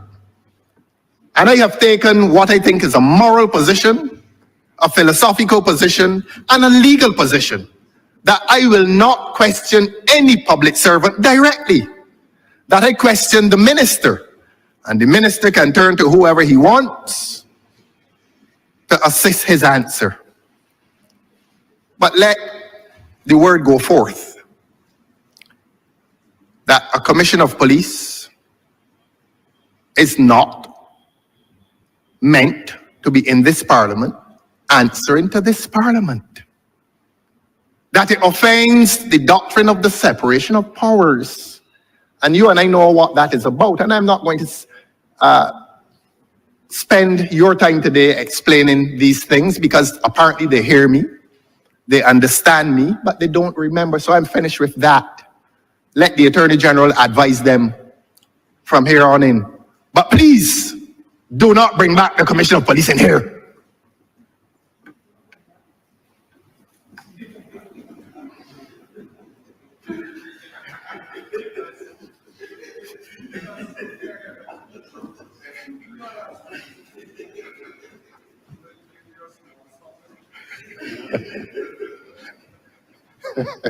I remember I'm trying my best to protect you. I am. I'm honestly trying my best. I am not disregard what you hear on this side. I am not in danger. But just disregard. Why would I wrestle with a rabbit? Disregard what you hear over here. They continue unperturbed, please. They are fluffy rabbits. You think a fluffy rabbit could wrestle with me? Continue unperturbed. And I'm not going to cuddle them. I'm definitely not going to cuddle them.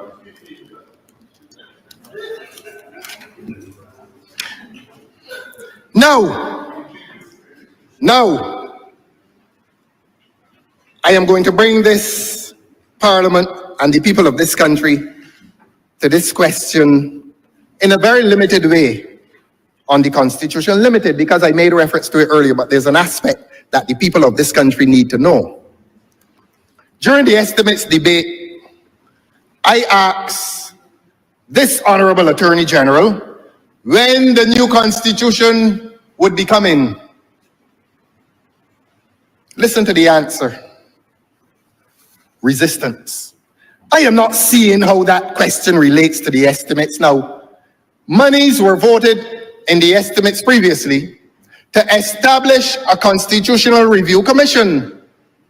Yet this Attorney General resists any question that seeks to have him disclose not only the allocation, the previous allocation of those funds, but the enterprise to which those funds were to be committed. And the usual resistance. Who am I to be asking him on behalf of the people when a new constitution is coming? I am not seeing how that question relates to the estimates. And then the learned Attorney General went on. I write a lot of notes in here, you see. A constitution is nothing more than fundamental laws, and it regulates the relationship between the state and the citizen. Excellent law. But the political question remains to be answered. The people of this country are entitled to know when the new constitution would be coming. There were town hall meetings, poorly attended, held. The members were sent on excursions to various capitals across the diaspora, all in anticipation of the drafting of a new constitution. A presentation was hastily made to the president of this country as to that draft constitution. That draft constitution reportedly was sent out to various business places, supermarkets, for distribution to members of the public, so that the public could know what the government was intending to do in relation to a new constitution.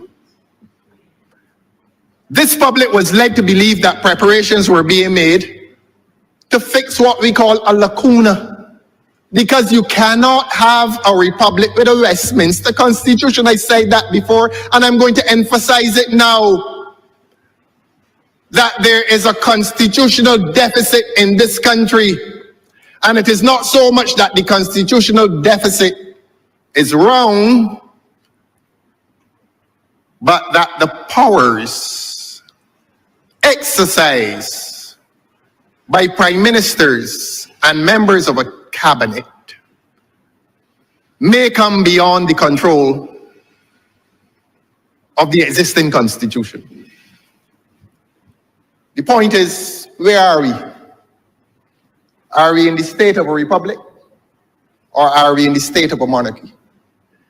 And as I've said before, the powers exercised by public officials in a republic are different from those exercised within a monarchy.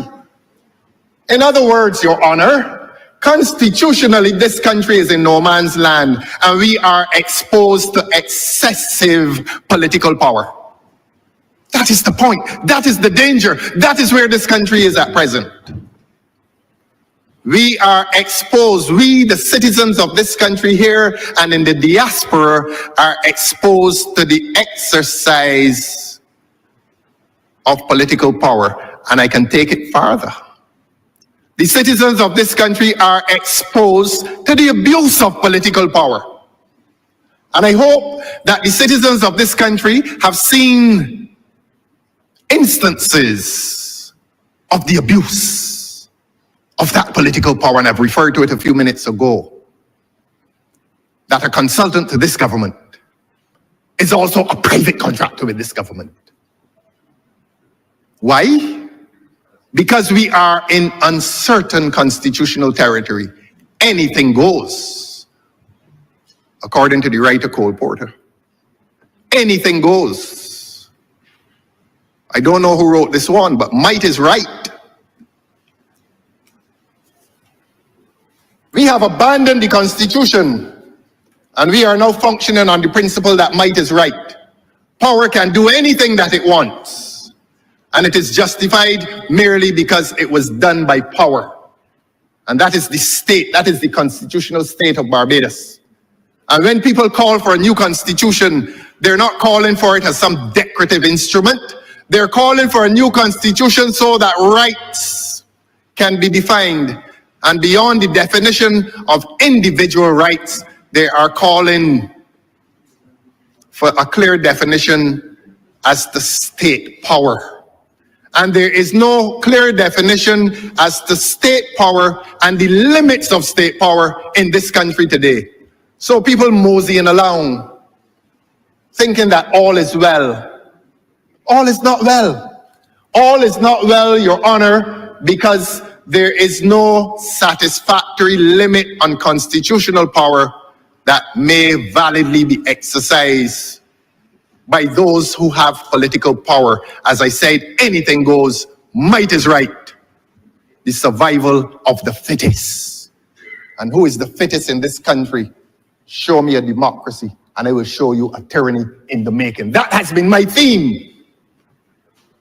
And all that is transpiring politically in this country is consistent with that theme. We had a democracy, and we have lost that democracy to the onset of tyranny, dictatorship, despotism, if you want to use Professor Oinathar's word. That is where we are in this country. And no coy words, no coy language, and no smug behavior is going to extricate us from that constitutional crisis. There's a constitutional crisis pervading this country. And indeed, that is why the behavior of this government is as it is. That is why the simplest question asked of this government receives noisy resistance and assaults on the character of he who acts. No insult is going to make me absent when you sit on the next occasion. Have you noticed that I'm always here? Have you noticed? Always here. Always here. In the discharge of my function constitutionally, and I'm grateful for the nodding heads now who seem to be agreeing with me. I'm always here. No, honorable member. Please tell the honorable member for St. James Central, I had a pressing engagement on that day. I wanted to engage with that member. Honorable member, don't address it. Do not address him, even through me. This time it is cordial. This time it is cordial. Do not address him through. But you know the irony, sir, is that he was inviting my participation. The Honorable Attorney General is afraid. You can't ask him one question. Honorable member, that was your compatriot and your colleague and your junior. Right, that same member. Please protect my secret, sir. Please protect my dark secrets. You're asking him to do that for you? You, sir. I thought you were asking the Army member You, sir. St. James Central to do that for you. We need these light-hearted moments against these attacks. Assassins of my character, but they will not bury my voice. I am paraphrasing Martin Carter's poem in tribute to Walter Rodney.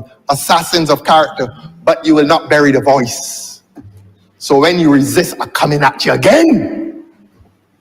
Because you have to give account to the people of Barbados. You have to tell the people of Barbados what is this country's constitutional state and status, Attorney General.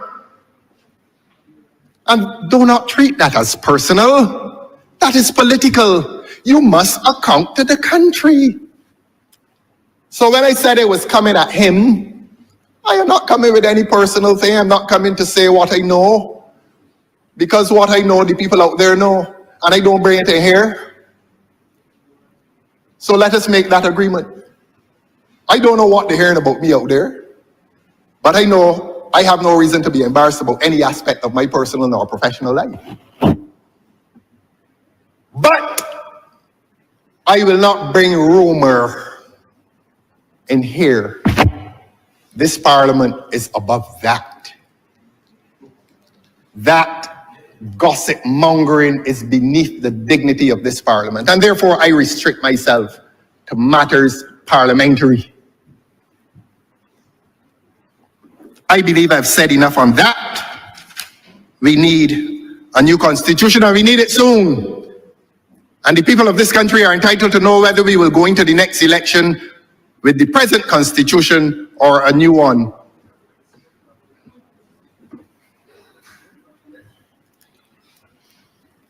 I will wrap this up on the issue of crime.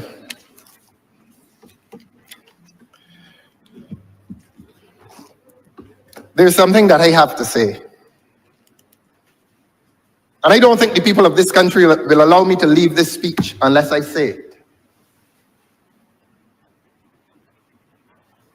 Courage is the most enabling of the virtues possessed by humankind.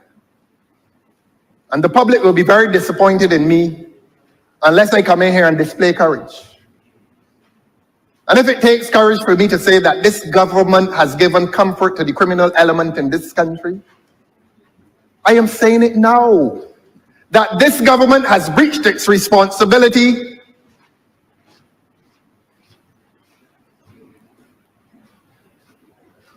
to decent people in this country. This government has clearly demonstrated a comfort with the criminal element. All the evidence is there. All the evidence is there, and I'm not going to go back to any peace program. I'm not going to go back to that. Because the public heard last night that this government was paying certain individuals $8,000 a month, without regard to what they were doing with the $8,000. And I'm not going to bring the rumors on the street in here. This is a place of parliamentary discourse. But when I say that this government has given comfort to certain elements, this government must give account for the presence of a certain individual on these premises on a state occasion. Must I be afraid to say that? Am I exposing myself to danger simply for telling the truth? And this is a truth known to the public, that a certain individual who displays himself across this landscape in ways that are not exemplary was on these premises, presumably by invitation. I did not see any police officers intercept him and ask him what was his business. And that is one instance that makes the public uncomfortable. And the public wants the question answered. The public wants the, no, I'm not going to say who is the individual, but the public wants the question answered. And the public wants to know the details of a Good Friday turned into a Bad Friday.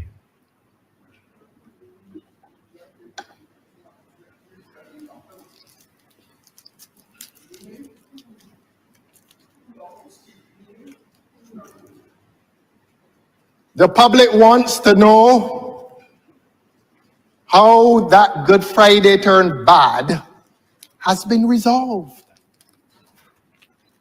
The public wants to know what is the state of the relationship between public officials and members of a certain element. Must I be afraid to ask that question? Must I be derelict in my duty and fail to ask that question?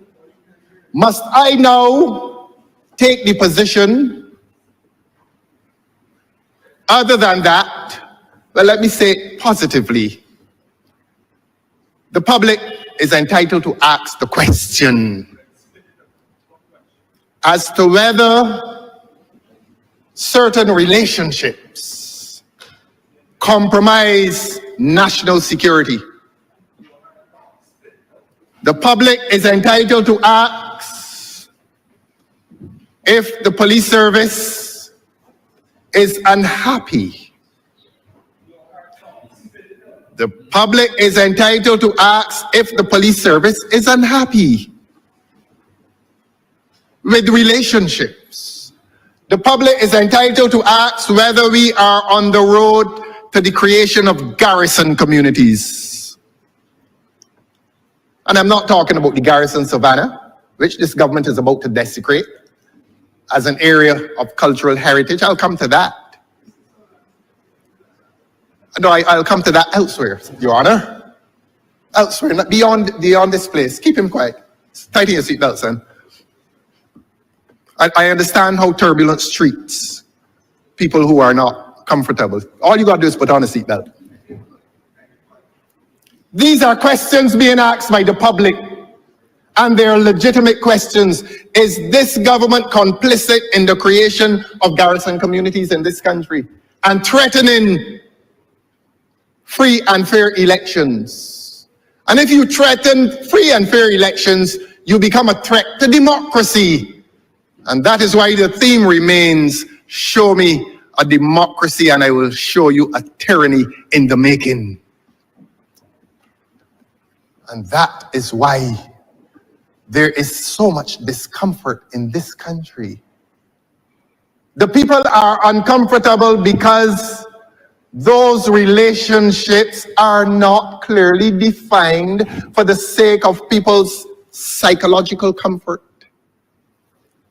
People once knew, felt, and believed that certain individuals would never have access to the state and to state agencies. And permit the repetition even now that the peace program is clear evidence of a relationship between the state, a relationship that has been given legitimacy by the state, a negotiation between the state and certain elements that undermine peace and order in this country. The government must now be called upon to resolve issues of that relationship. And I call upon this government, in all seriousness, for the sake of peace and order in this country, to remove itself, to extricate itself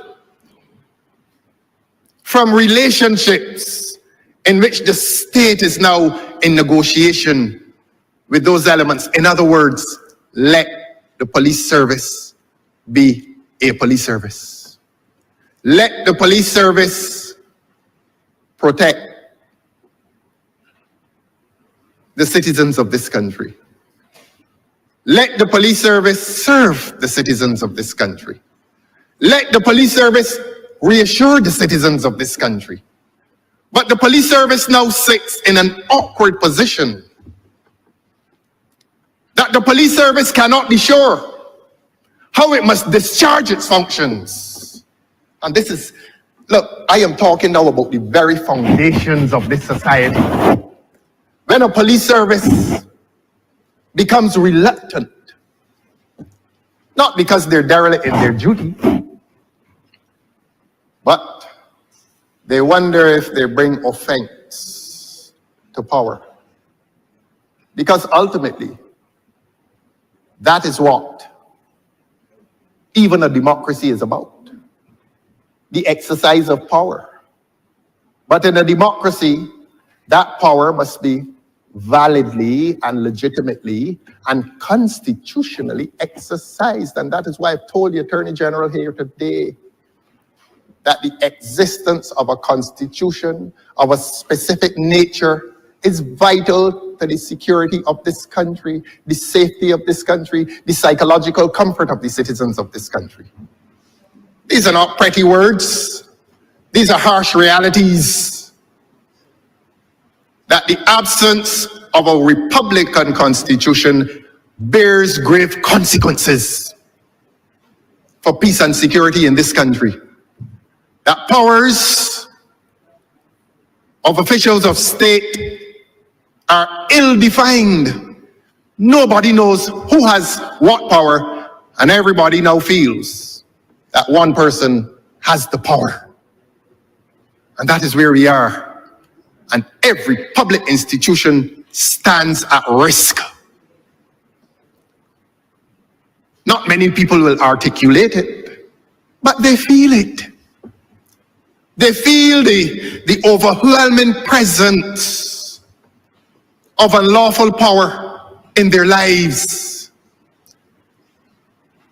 They feel that they cannot complain about anything. And they see one man in this parliament meeting the fiercest resistance to the simplest questions. That is evidence. That is evidence of a government that is likely to abuse its power. That is evidence of a government that does not recognize the limits of political and legal power. That every simple question that is asked, every simple statement that is made is seen as a statement in hostility to the government's comfort. And while the government remains comfortable, the people out there are uncomfortable because they too believe that their rights and interests and entitlements are at risk in the face of a tyrannical government, a government that does not respect constitutional rule, a government that respects only its own power. And that, as I said before and I say again, worthy of repetition, might is right and all that is right is might. And as long as you have might, you don't worry about justice. Justice becomes irrelevant. Propriety becomes irrelevant. And all the constitutional and political values become abandoned. And it is only might that becomes right. The only virtue in this country is the possession of political power. The law does not matter. The Constitution does not matter. Decency does not matter. None of those things matter in the face of a tyrannical government. A government which has started to believe its own myth. This is a jurisprudential discussion. We are discussing the law. A government that has begun to believe its own myth, the myth of its infallibility, the myth that no citizen has the right to challenge this government. And what is the basis of that feeling? Is it that figure called 30 love? Well, it is no longer 30 love. And that has been obvious since last February. And my endurance is not intended to attract sympathy towards myself. If I needed sympathy, I would not have been here. I would not have been here. I repeat, I am alone, but I'm not lonely. And I challenge any member of this government to go into the public domain and ask the public how they now feel about this government in this tyranny that used to be a democracy, there's a groundswell. There is a groundswell of discontent with the manner in which this government has begun to function. This government is functioning without regard to the rights of people in this country, the legal rights and the political rights, because if I had political rights, I would be able to come here and ask questions and make statements in silence, unless the question is answered according to the wishes of the people. Resistance. Resistance. All the people are meeting in this country is governmental resistance. Maybe there are some among you who do not have that philosophical bent, but all of you become complicit. All of them become complicit, Your Honor, if there's no one prepared to whisper for change. Do what you must do, government. Do what you must do, but bring a new constitution to this country, so that rights are clearly established and delineated, so that the rights of the state, according to the rule of law, do not become excessive. Because even the state, as powerful as it is, under the rule of law, must have its rights and its powers limited. That is what the rule of law is about. That the government is not entitled to exercise unlimited power.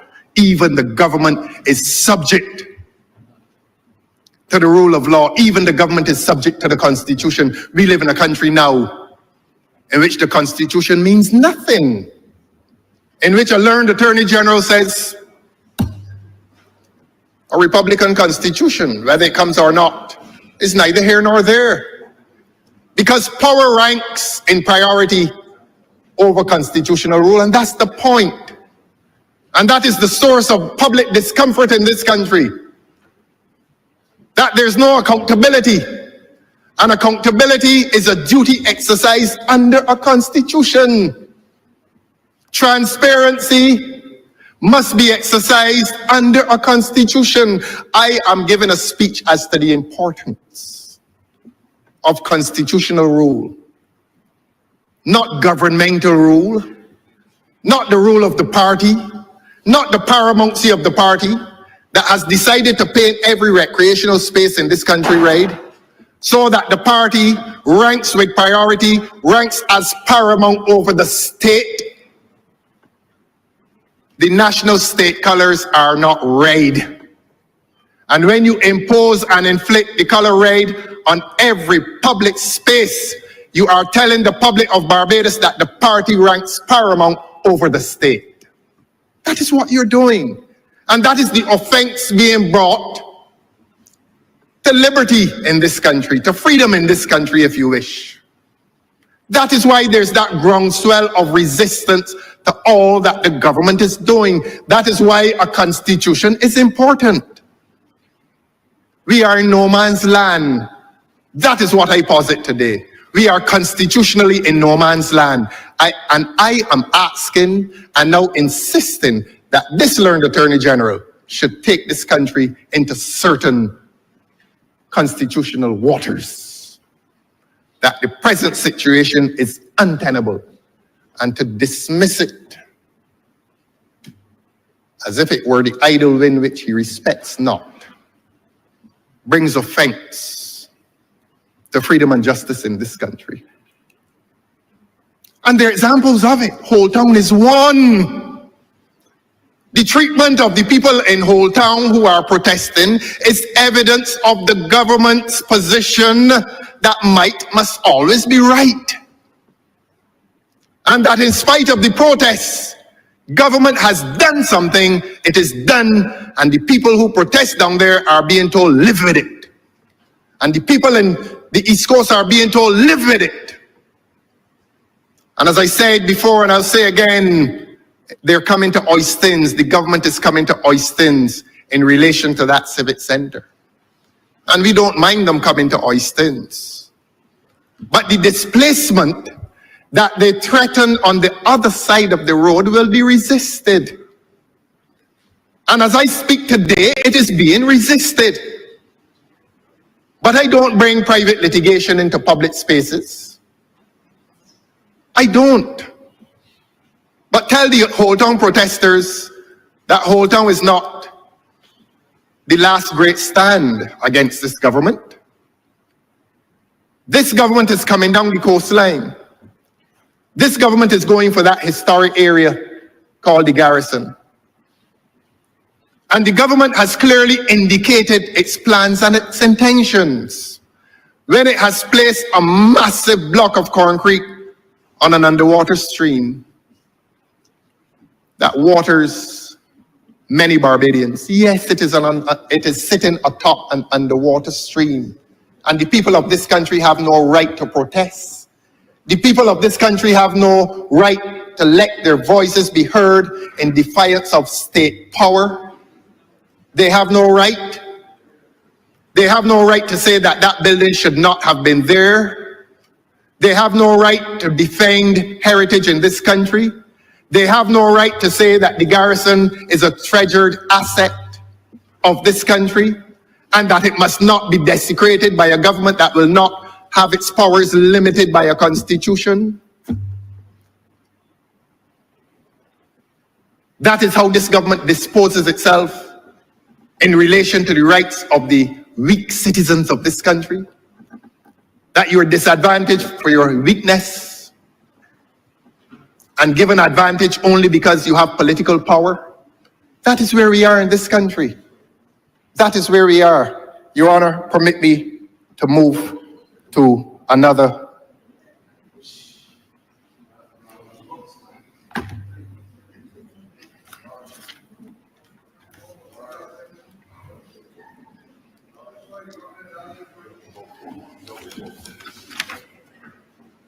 Your Honor, there's a document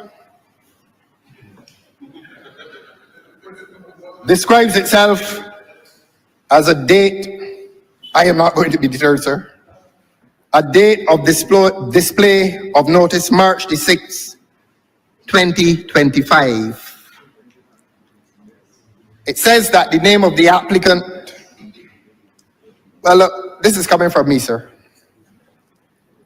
And I'm going to speak in plain language. There are no tricks in plain and simple faith, and I remain faithful to simple language. The Barbados Agricultural Credit Trust Limited has made an application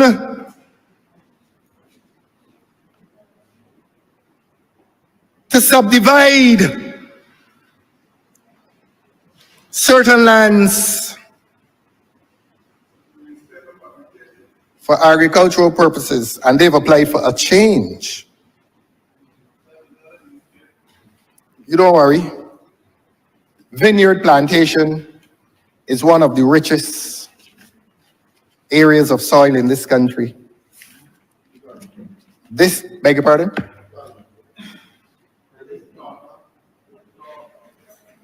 Well, since I'm not hearing him, I will not respond to him. If I hear you, I will respond.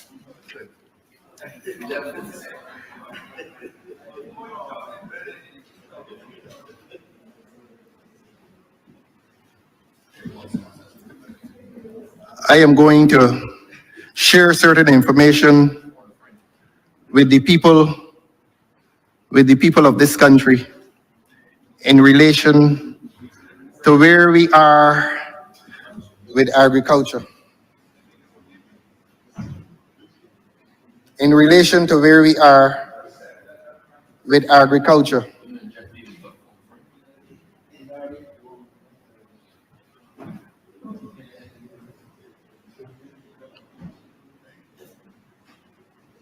Vineyard.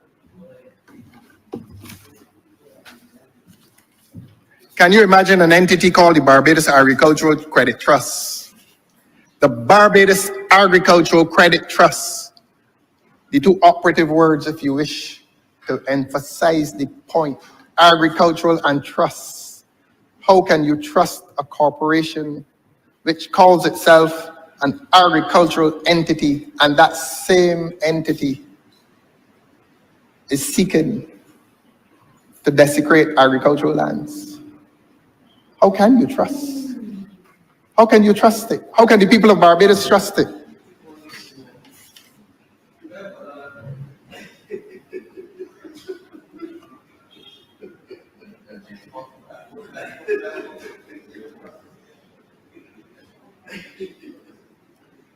And that is Vineyard Plantation in St. Philip. And the people of Barbados need to hear these things. And not only is it Vineyard Plantation in St. Philip, but it is Barnwell Farms in St. Thomas.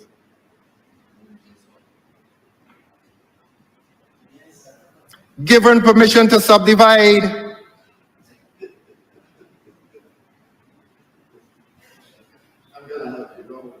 And this is despite the fact that there are entities willing to invest in the farm to restore it.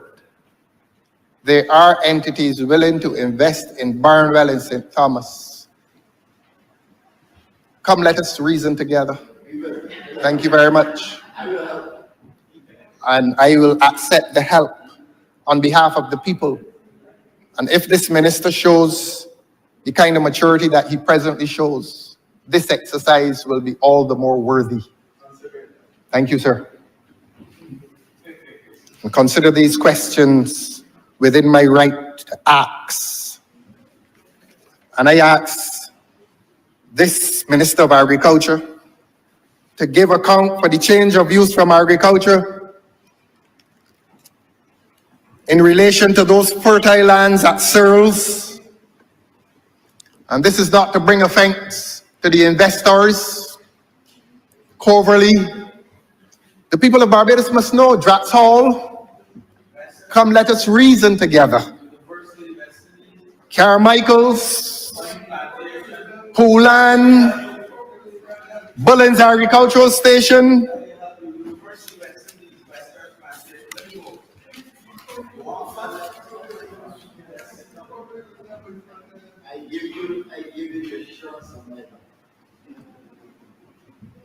I remember I told you I'm not complaining. Not to listen or answer. I am not complaining, sir. Why do you think I'm complaining? I just told you that. I am engaging the maturity of all I said to you, the Honorable Minister of Agriculture. Chair. That's what I said to you before.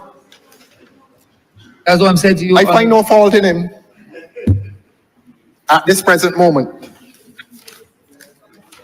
But I have listed a number of agricultural spaces that are being surrendered to concrete, and the public must know. The public must know what is the destiny of our precious agricultural lands under this government. And I have listed acres and acres of agricultural land in the face of a government that claims that it is interested in food security. I thank you for your maturity. And I thank you for your engagement through you, sir, Honorable Minister of Agriculture. Permit me, Searles, Coverley, Draxall, Carmichael's, Poulan, and Bullens Agricultural Station. And while we're at it, the Honorable Minister may wish to tell the people of this country what has happened to the medicinal marijuana project. Last year we came to this place and discovered by way of questions, that the government had told the people of this country that I think it had spent either $15 or $17 million on an industry that is stillborn. It has a CEO, must have a secretary, I suppose, a watchman, people who are doing nothing. And the public has so far spent in excess of $20 million on an industry that is going nowhere. So that when the people of this country say that this government is mismanaging public funds, they're right. They are right. An honorable member, through you, sir, for Christchurch South, the question will be asked and must be asked. Philip South. St. Philip South. I'm not tired of. the honorable member for Christchurch South is asking the honorable member for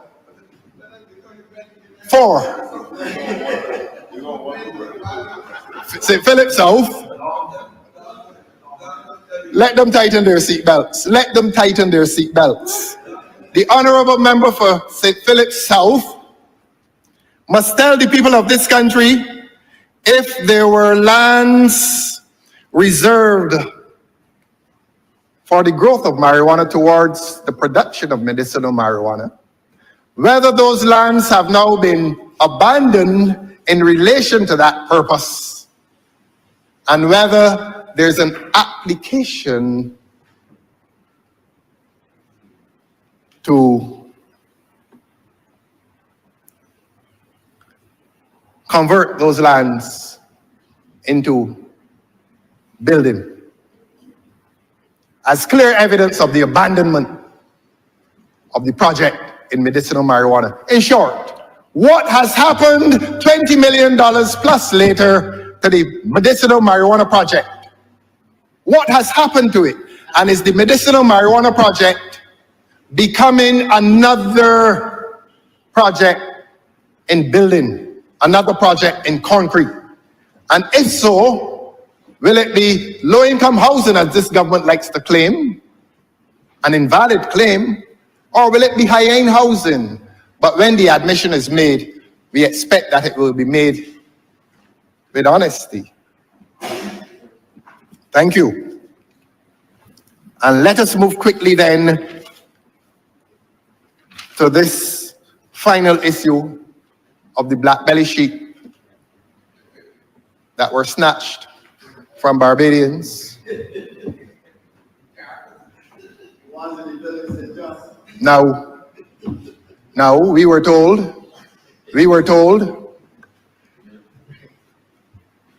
at various times in this parliament, when we asked, but what is this project about? And the minister came to this parliament and said, look, we are sending them to Guyana to have them slaughtered there and have the carcasses sent back to Barbados. A very costly exercise. It did not make financial sense. That we have an abattoir here, I assume, a slaughtering house here, I assume, and we took up over close to 1,000 sheep, sent them to Guyana, and a member of parliament in Guyana came here and said she's never seen them. I know Guyana is a large country, but somebody must have seen them. And last year we were told that a certain gentleman, a consultant, another consultant, high-paid consultant, was sent to Guyana to count the sheep. Now there must be a lot of sheep because he hasn't come back with his calculation. And this Honorable Minister of Agriculture has been unable to tell the people of this country what that project is about. You know, the government must give account. You know, it is a public, this is public office. This is not private office. The government is not occupying office by entitlement. The government is occupying office at the will of the people. And the government must account to the people. And if 900 black belly sheep were sent to Guyana, paid for with public funds, the public is entitled to know. But what we do know is this, that the project has come to an end.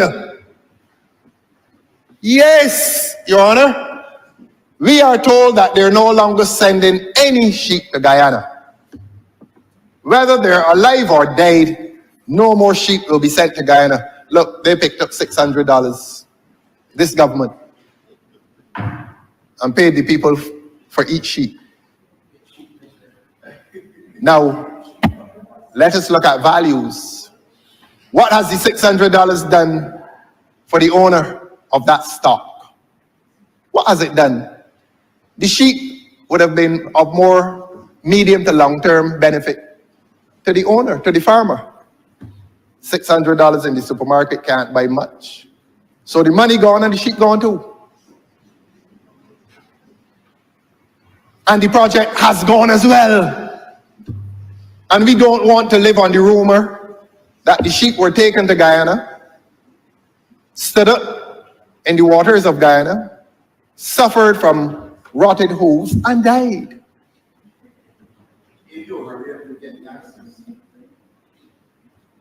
Control him. Fasten your seatbelt, my friend. The turbulence is that great. Control him, sir. I remember you Control him. I remember I can't help you. I don't want any help. You continue He to wants speak. the help. No, sir, you can't. He wants the help. I don't want any help, sir. I remember you continue to entertain. Y'all remember for not entertaining them, sir. I am asking questions, and I want to ask the question of the honorable minister. It used to be a joke for the honorable member for Christchurch. He said it used to be a large joke until the honorable member discovered that it was a project between two countries that stalled. And for this country, it has been an expensive project. It has been a loss to the patrimony of this country. The loss, and not the loss, the export of highly valued patrimony to Guyana. So those are the questions for the honorable member for St. Philip South. Simple questions, simple answers. Nothing further on that. The honorable minister, oh dear, that honorable minister is absent because that honorable minister is not a member of this chamber, of this body. But certainly in relation to the Ministry of Industry, I think innovation and technology, they call it. Let us, the people of Barbados, send a message to that ministry that there is a piece of legislation called the Public Procurement Act. And the Public Procurement Act seeks to protect public funds. And if a ministry is going to be awarding a contract in the amounts of millions of dollars, it must be sent out to tender. You can't take up $7, $8, or $9 million without tender. That is the law of Barbados. And we ask the question, did that ministry offend the Public Procurement Act when it awarded a large contract in the sum of millions of dollars to an entity without advertisement for tender? Simple question. I'm not going to get the answer. We know what has happened in recent times in relation to that ministry. And all we would ask this government, having collective responsibility for the acts of that ministry, what is and has been the extent of the cybersecurity breaches? The people in this country are not told. They have not been told. We live in an ocean of information that is vital to our survival. Bank accounts, all kinds of vital statistics. In the old days, it was kept in a ledger. Today, it is in something called cyberspace. And that cyberspace has been compromised. And this government has not had the openness, the transparency through that ministry to tell the people what has been the extent of the cybersecurity breaches which affected even this parliament. Which affected even this parliament. So it is not an occasion for smugness. These are questions that the people of Barbados want answered. I move quickly. In another place, I pay tribute to a fighter called Ms. Patricia Mapp, who died a few hours ago. And I know that the honorable member for Christchurch West Central will join in these commiserations. And she was a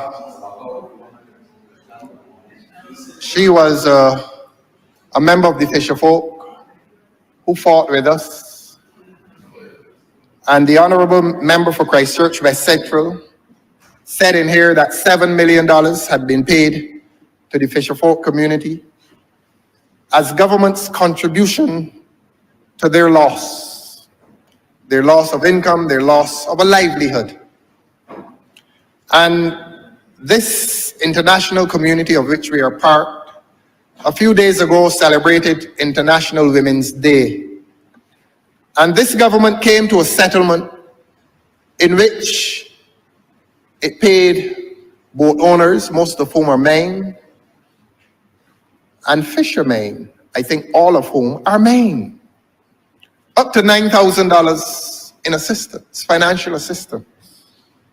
And this government, for some strange reason, this government that claims that it champions the rights of women, have decided that the fisherfolk, the vendors, most of whom are women, must only receive $1,500 as a one-off payment. And the men have received $1,500 in 6 installments. That's $9,000. And I ask the simple question, why? Why is this government discriminating against the vendors, most of whom are women, in a program of assistance? Why? And I know, I'm confident that this minister will have the compassion and the maturity to answer those questions as seriously as their acts, because I have a right to ask. The fisherfolk community can't come in here, and I have consented to ask those questions in here. And I want to tell, through you, sir, the Honorable Minister, that in spite of the unequal payments made as between those men and those women, there is solidarity among them. That the men have not abandoned the women because they have received preferential treatment.